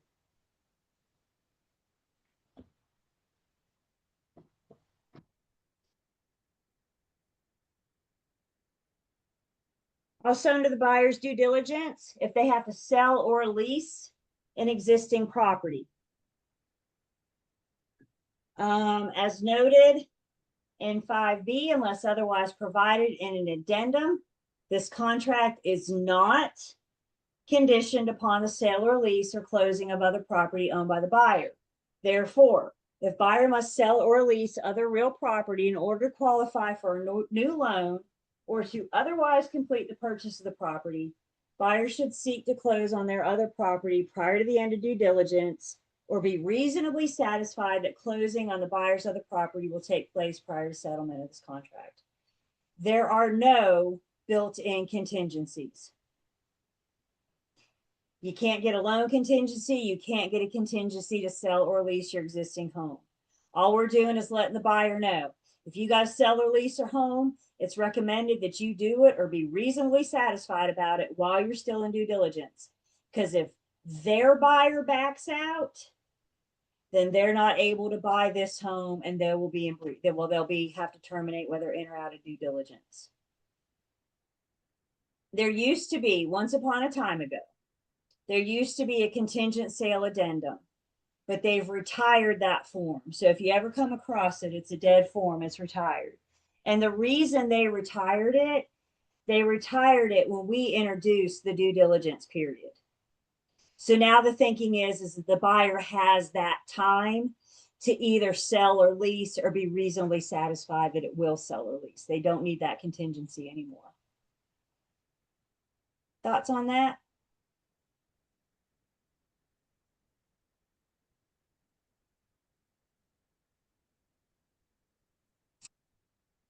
Repair, improvement, negotiations, and agreement. Buyer acknowledges and understands the following. Unless agreed otherwise, here it is. This property is being sold in its current condition. Is the seller obligated to fix anything? Nothing at all, because this property is being sold in its current condition. If the seller agrees to do anything, change a light bulb, we have amended this sentence of the contract in just this sentence. And that's why we have that due diligence request and agreement. The seller may, but is not required to engage in negotiations for repairs or improvements to the property. Buyer is advised to make any repair improvement request in sufficient time to allow negotiations to be concluded prior to the expiration date of due diligence. Any agreement that the parties may reach with respect to those repairs or improvements must be in writing and signed by the parties in accordance with paragraph 19. So in other words, what we're saying is we got to have it agreed on, signed, in writing and signed while we're still in due diligence. Again, that allows the buyer to decide, now knowing what I know, do I want to move forward with or terminate this transaction? And then the blue note there's just referencing us to other places in the contract that have to do with that repair improvement negotiations or agreements. So again, knowing where to go in the contract is part of the battle. So the contract helps us navigate around a little bit.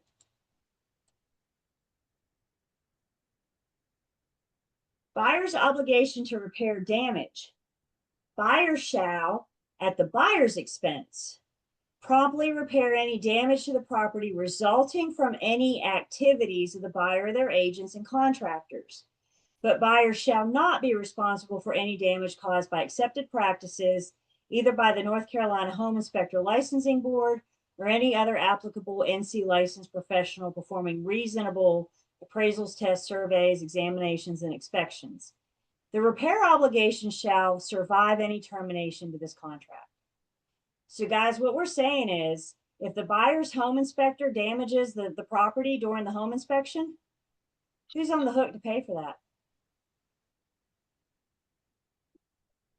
The buyer. The buyer. At the buyer's expense. And note there that it says resulting from the activities. So if the home inspector gets there and it's already broke, they're not responsible for that. But if the home inspector breaks it, the buyer's going to be on the hook. And if the buyer thinks they're going to terminate and not pay, they got them covered. This repair obligation shall survive any termination of this contract. Now, there are some accepted practices. One of the things that the home inspector does, and it just makes me laugh every time. I don't know why I find such humor in this. But if the home inspector ever finds soft or rotted wood around the window frame or the door frame, they're going to take their big long screwdriver and they're going to like jam it in there. And then they're going to take a picture. They're going to say, this is soft or rotted wood. And that'll show up on the home inspection report. They didn't damage the property. The property was damaged. If that wood was solid, that screwdriver would never go in there. That's just them saying, this is soft wood. This is rotted wood.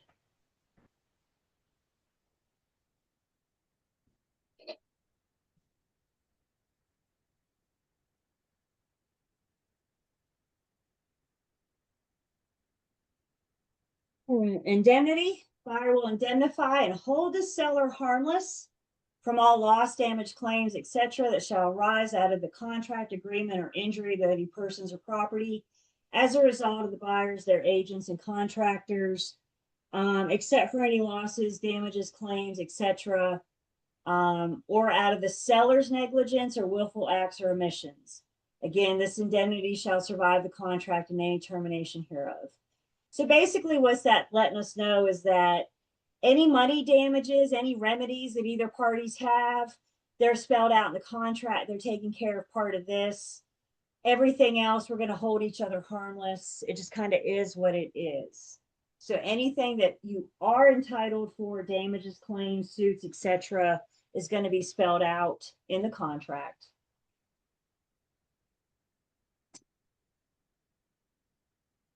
Buyer's right to terminate. Provided that the buyer has delivered any agreed upon due diligence fee. Buyer shall have the right to terminate. Here it is again, for any reason or no reason. All they have to do is deliver the seller a written notice of termination during the due diligence period, reminded that time is of the essence. If buyer timely delivers the termination, the contract shall be terminated and the earnest money shall be refunded to the buyer. So summing up the whole right to terminate, all they have to do is provide written notice to seller. They don't have to tell the seller why they're terminating. They just have to notify the seller of termination. We have several termination forms out there available for different situations. So again, we don't have to come up with our own verbiage. They got us taken care of with the forms. There's a form for that. Listing agents. You go under contract. The buyer has inspections done. The buyer decides to terminate. The buyer's agent sends the listing agent the home inspection report that shows all of the problems. Listing agents, don't you have a whole new set of material facts when you put that property back on the market? Because you've been provided with that home inspection report. I'm not telling you to turn over the home inspection report. That's not your property. But what I am saying is you have a whole list of material facts when you put that property back on the market.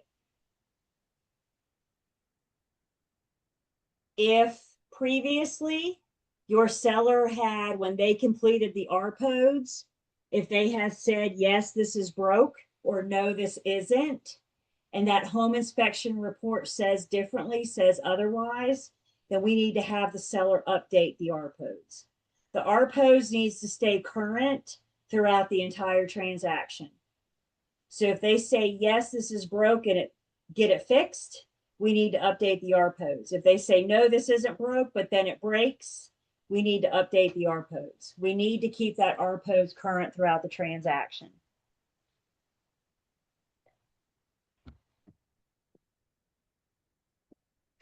Big bold. Closing shall constitute acceptance of the property in its then existing condition unless provision is otherwise made in writing. Congratulations, Mr. and Mrs. Buyer. The house and all its problems are now yours. Here are the keys. It's a done deal, you guys. This isn't like Amazon Prime where you got 30 days to return it, right? Once that deed is recorded, the house and all its problems are now yours. Congratulations. So making sure they understand what they are signing for at closing. Guys, we're going to do the final walkthrough. We're going to see that in the contract. We'll talk about the final walkthrough. If your buyer is not satisfied with anything at the final walkthrough, maybe the final walkthrough is the first time we're seeing this home vacant. Maybe the seller just moved out yesterday, and this is the first time we're seeing it vacant. And we're doing the final walkthrough, and we learn pretty quickly the reason that there are two pictures here is because they're covering two big holes. Your buyer's going to walk it. There's really not, but your buyer's going to walk in this room and say, what's up with those holes? I didn't see those before. I didn't see them behind the picture. We got two choices. They either go to closing and sign or settlement and sign, or they don't.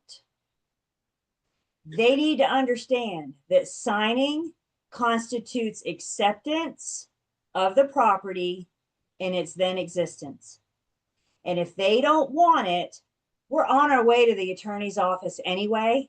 So we might be able to work something up, draft something out, maybe have the seller agree to fix it, or maybe reduce the purchase price or whatever. We're into another round of negotiations. Never look at your buyer and say, sign and then we'll figure it out. We need to have it figured out before they sign.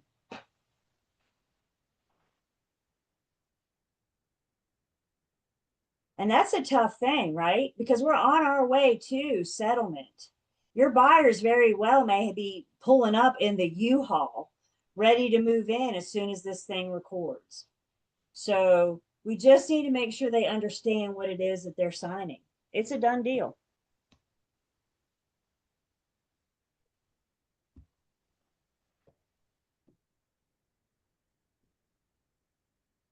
Questions on anything in 4? 4 is the buyer's due diligence, walking them through that process.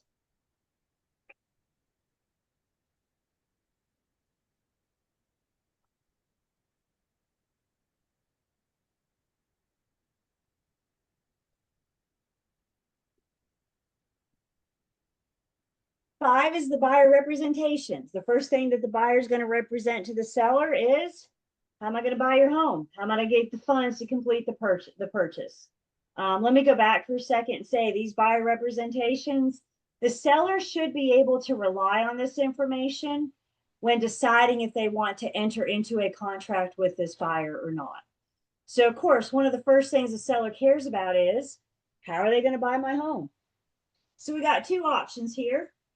They're either going to be a cash buyer or they're going to get a loan. If they're a cash buyer, they intend to buy cash. They do not intend to obtain a loan or funds from a source other than the buyer's own assets. Verification of cash for the settlement is or is not attached. Cash buyers are encouraged to come with a proof of funds letter from their bank, proving that they have the cash, proving that they have the money. I don't need to see every penny you have in your account, but I do need to know that you have enough in your account to buy this property. So the proof of funds letter from the bank. The blue note, if the buyer does not intend to obtain a new loan and or funds from sources other than their own assets, sellers advised prior to signing this offer to obtain documentation from the buyer which demonstrates that the buyer will be able to close on the property without the necessity of obtaining a loan or funds from sources other than their own assets. So the seller is encouraged to ask for a proof of funds. I think a good listing agent is going to ask for a proof of funds. Don't take anybody on their word. Oh, I got the cash. Don't worry about it. We need to see something from your bank verifying that you do. Or they could get a loan. Buyer intends to obtain a loan to purchase the property from the following sources. So they could be getting a first mortgage, they could be getting a second mortgage or obtaining from other funds. We're going to specify what type of loan it is. If it's an FHA or a VA loan, then we're told to attach, I got a form for that, our FHA or VA financing addendum, conventional USDA or other.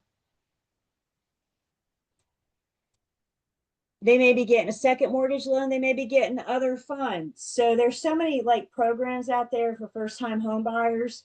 You know, take advantage of these first-time home buyer programs that offer you money at closing. That would be an example of other funds.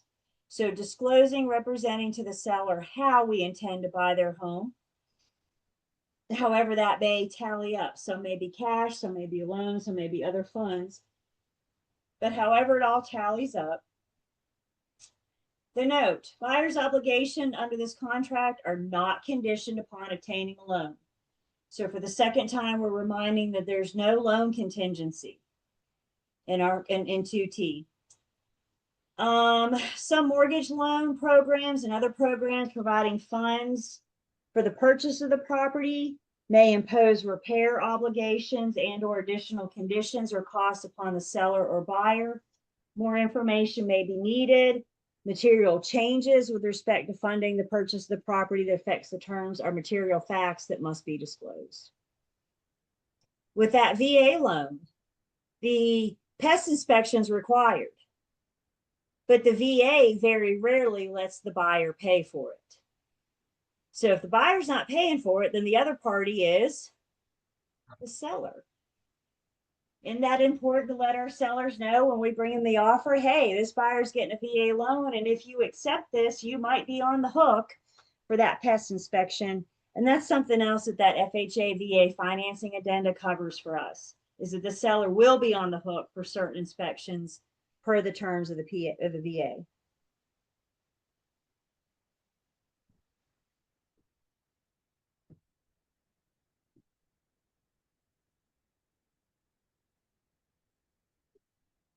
Buyer has to represent to the seller that they do or do not have to sell or lease other real property in order to qualify for a new loan. We're going to complete the following only if the buyer does have to sell or lease. I'm not creating a contingency. We're just representing to the seller that we do have to sell or lease another property before I can buy yours? So if so, we're going to list that other property address. If applicable, buyer's other property is under contract as of the date of this offer. A copy of the contract has either been previously provided to the seller or accompanies this offer. Buyer may mark out such confidential information as the other buyer's name, purchase price, etc. Failure to provide a copy does not prevent this offer from becoming a binding contract. However, all bold, seller is strongly encouraged to obtain and review the contract on buyer's property prior to accepting this offer. So either it is under contract or the buyer's other property is not under contract as of the date of this offer. If so, we're going to disclose that it's listed with and actively marketed by a licensed broker, will be listed with, or the buyer is going for sale by owner. The blue note reminding us the contract is not conditioned upon the sale or release of the buyer's other property. If the parties agree to make this contingency, then an appropriate contingency addendum should be drafted by an attorney. Again, that contingent sale addendum we used to have is retired. So should you ever come across it, we can't use it anymore. We have to have an attorney draft this contingency. Same thing with a loan contingency. It will have to be an attorney drafted form.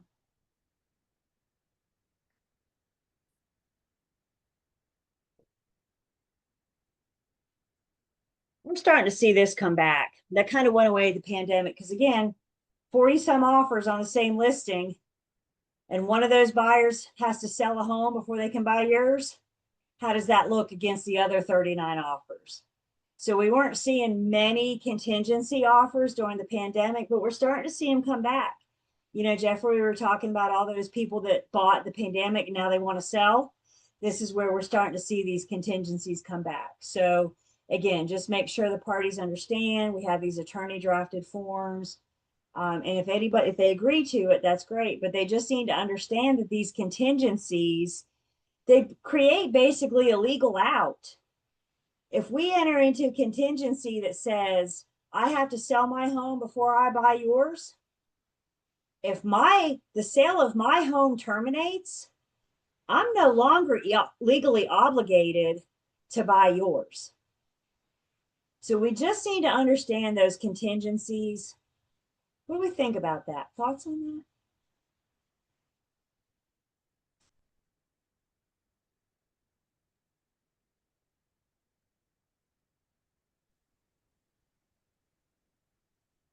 I mean, it's fair, I feel like, but I think it it's hurts the seller a little yes, bit, depending, it yes. depends on the market in actuality. Because if your house is sitting there for a long time or whatnot, and no one's made an offer on it, and you get an offer with those contingencies, you're going to be like, all right, I'll take it and take my chances. And it's sitting otherwise. So it just depends on the market. I would agree. I would agree absolutely. You know, we got to think through the seller's perspective. They got to look for somewhere to live. So the risk, I think, with the contingency with this is on the seller. Because if I think you're going to buy my house, I may be going out looking for another house to buy. I may be going out signing a year lease for an apartment to rent, something like that. So the seller isn't really sure. And usually with the contingency, there's like a up until this date, but that date's usually pretty, sometimes close to closing. So there's a lot of risk for both parties. And you think you got a third party too, because you got the buyer's buyer. And a lot of that is relying on the buyer's buyer, you know? So it's a lot to consider. I'm kind of glad they did away with the contingency addendum because quite frankly, I don't know. I think that got out of our realm. I do think that is more of a legality thing, especially with the sellers letting them know, you know, what happens if the buyer's buyer terminates. So I'm glad that we have attorneys involved, and hopefully they're doing a good job of explaining, especially to the seller, what those risks are.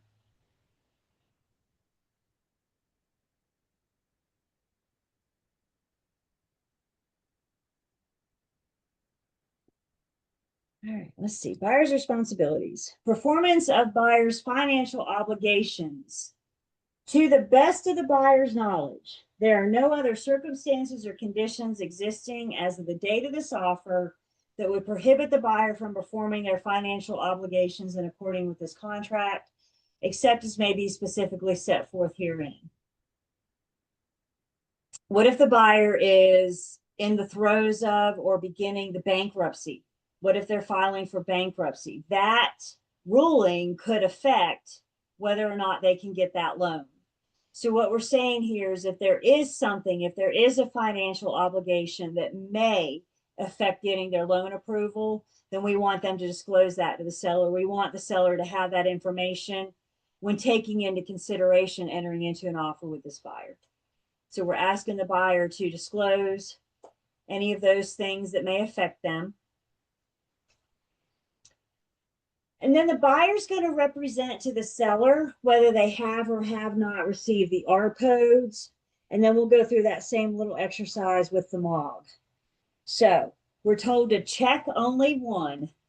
Buyer has received a signed copy of the RPOs, the Residential Property and Owner Association Disclosure Statement, prior to making this offer, or buyer has not received a signed copy of the RPOs prior to making this offer, and shall have the right to terminate or withdraw this offer, this contract without penalty, and that would include a refund of the due diligence fee.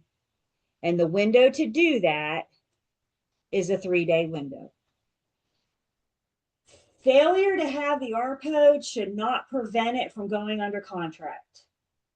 But when we do make the offer, when we do present the offer, we need to let the seller know we have or have not received the RPOs.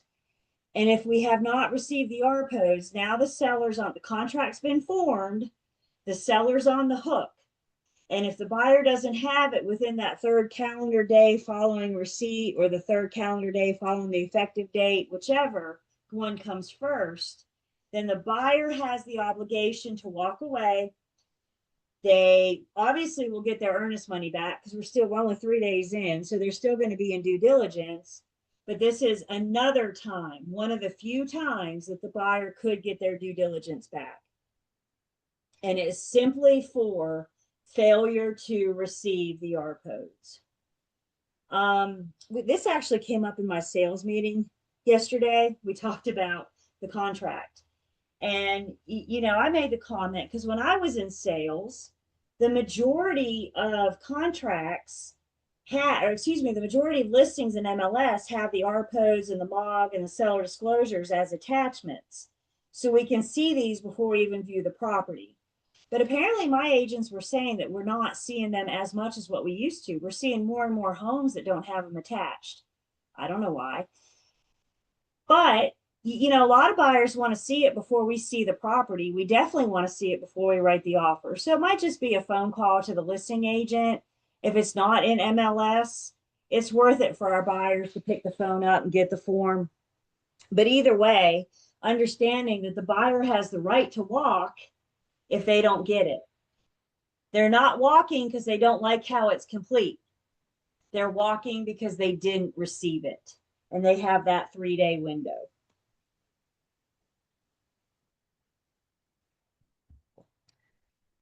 The third option here is that the RPOs might be exempt. There are different reasons, and we're going to see the reasons why the RPOs would be exempt next week.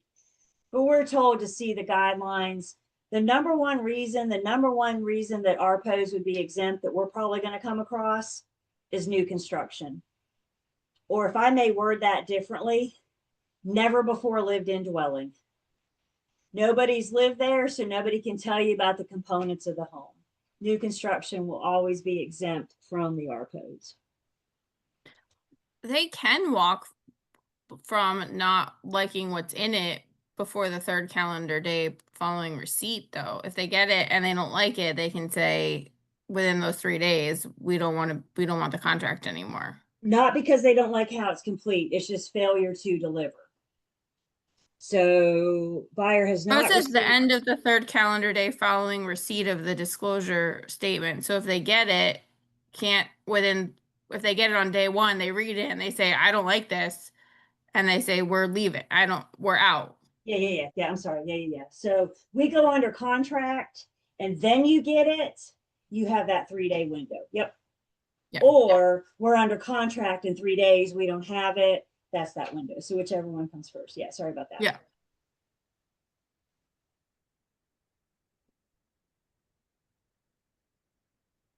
Then we go through that same little exercise with the MOG. Again, buyer has received it, buyer has not received it, in which case seller has to deliver, and with 3 days, they could walk, they could get their due diligence, or the MOG is exempt. One of the big reasons that the MOG is exempt is vacant land. MOG is not required with vacant land. Is that not the silliest thing we've ever heard? Because what's the MOG disclosing? It's disclosing what's under the land. So if it's vacant land, why isn't the MOG required? Well, here's the loophole. This falls under the, RESPA. nope, this falls under the Residential Property Disclosure Act. Vacant land doesn't have a residential property on it. Is that silly? I don't know what the point of that is, right? It should, but if it's vacant land, if you're not selling a structure, if you don't have a property on it, the MOG is exempt. And the guidelines spell that out.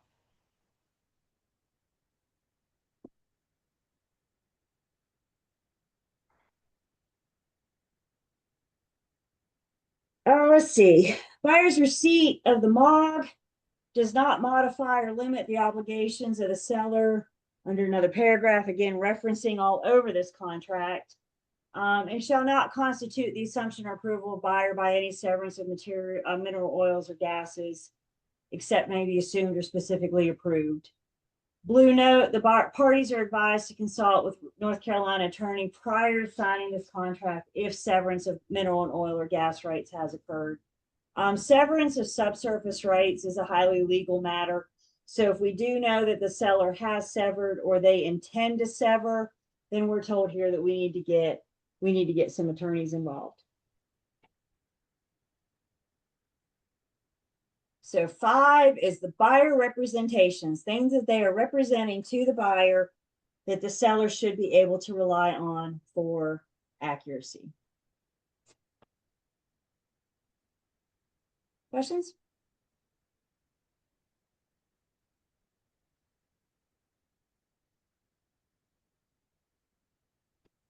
Question. Can y'all hear me? Yeah, we can. Awesome. So that's a lot of information to take in. I'm just wondering, where should I be pinpointing the information that could be tested on us? So Because we go are, ahead. I have to go over the whole thing, but we are going to pull out some highlights after we go over the contract. We're also going to have a good review before your test that'll help us Okay. focus on. In the meantime, you guys have all your sources. You have the contract, you have the guidelines, you have these pages in your textbooks to help you with, it doesn't go over everything like we are, but some of those bigger points that you find in your book, that you find in the guidelines, those are the things that we're going to want to focus on. Because you're right, Gabe, it's a lot. I mean, it's 17 pages of stuff.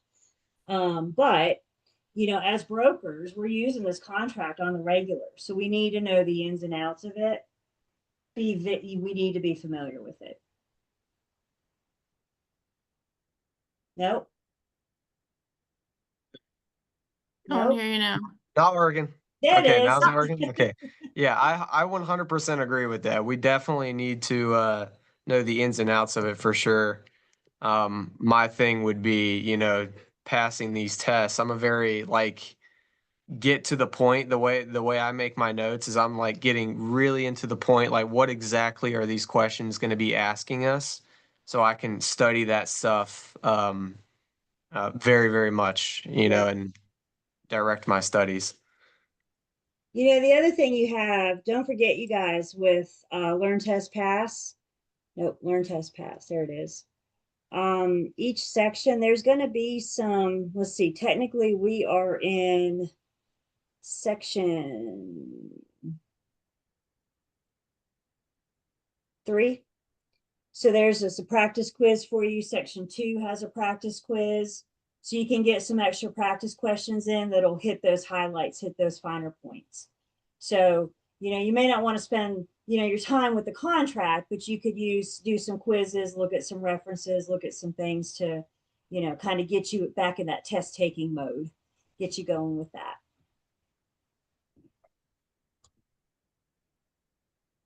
So let's talk about next week real quick before we go.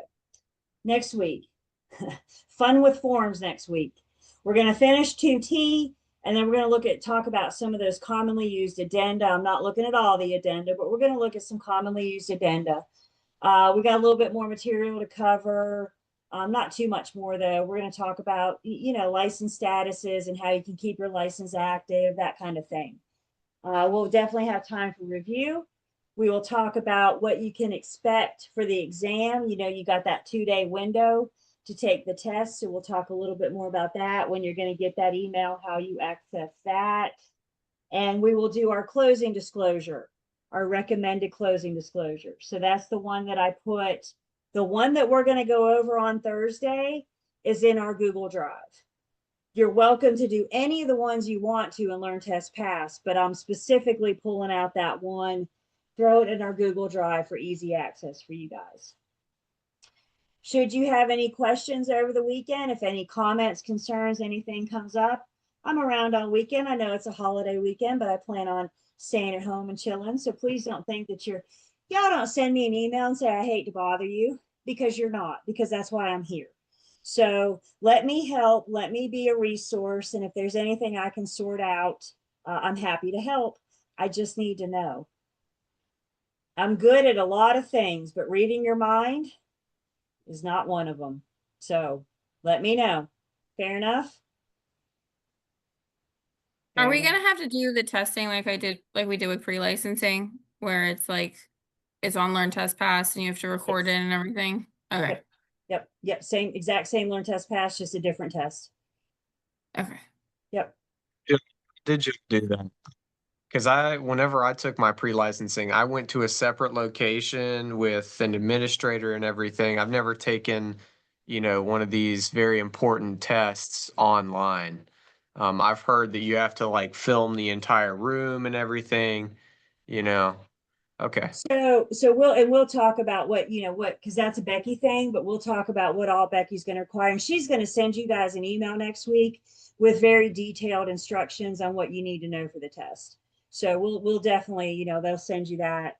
But none of that's coming just yet, because we still got a little bit of time. So we'll answer all questions, address all that. And, if there's something you guys ask, I don't know. I mean, I have no problem with, getting Becky involved, having her help us with Learn Test Pass, because she's our Learn Test Pass guru.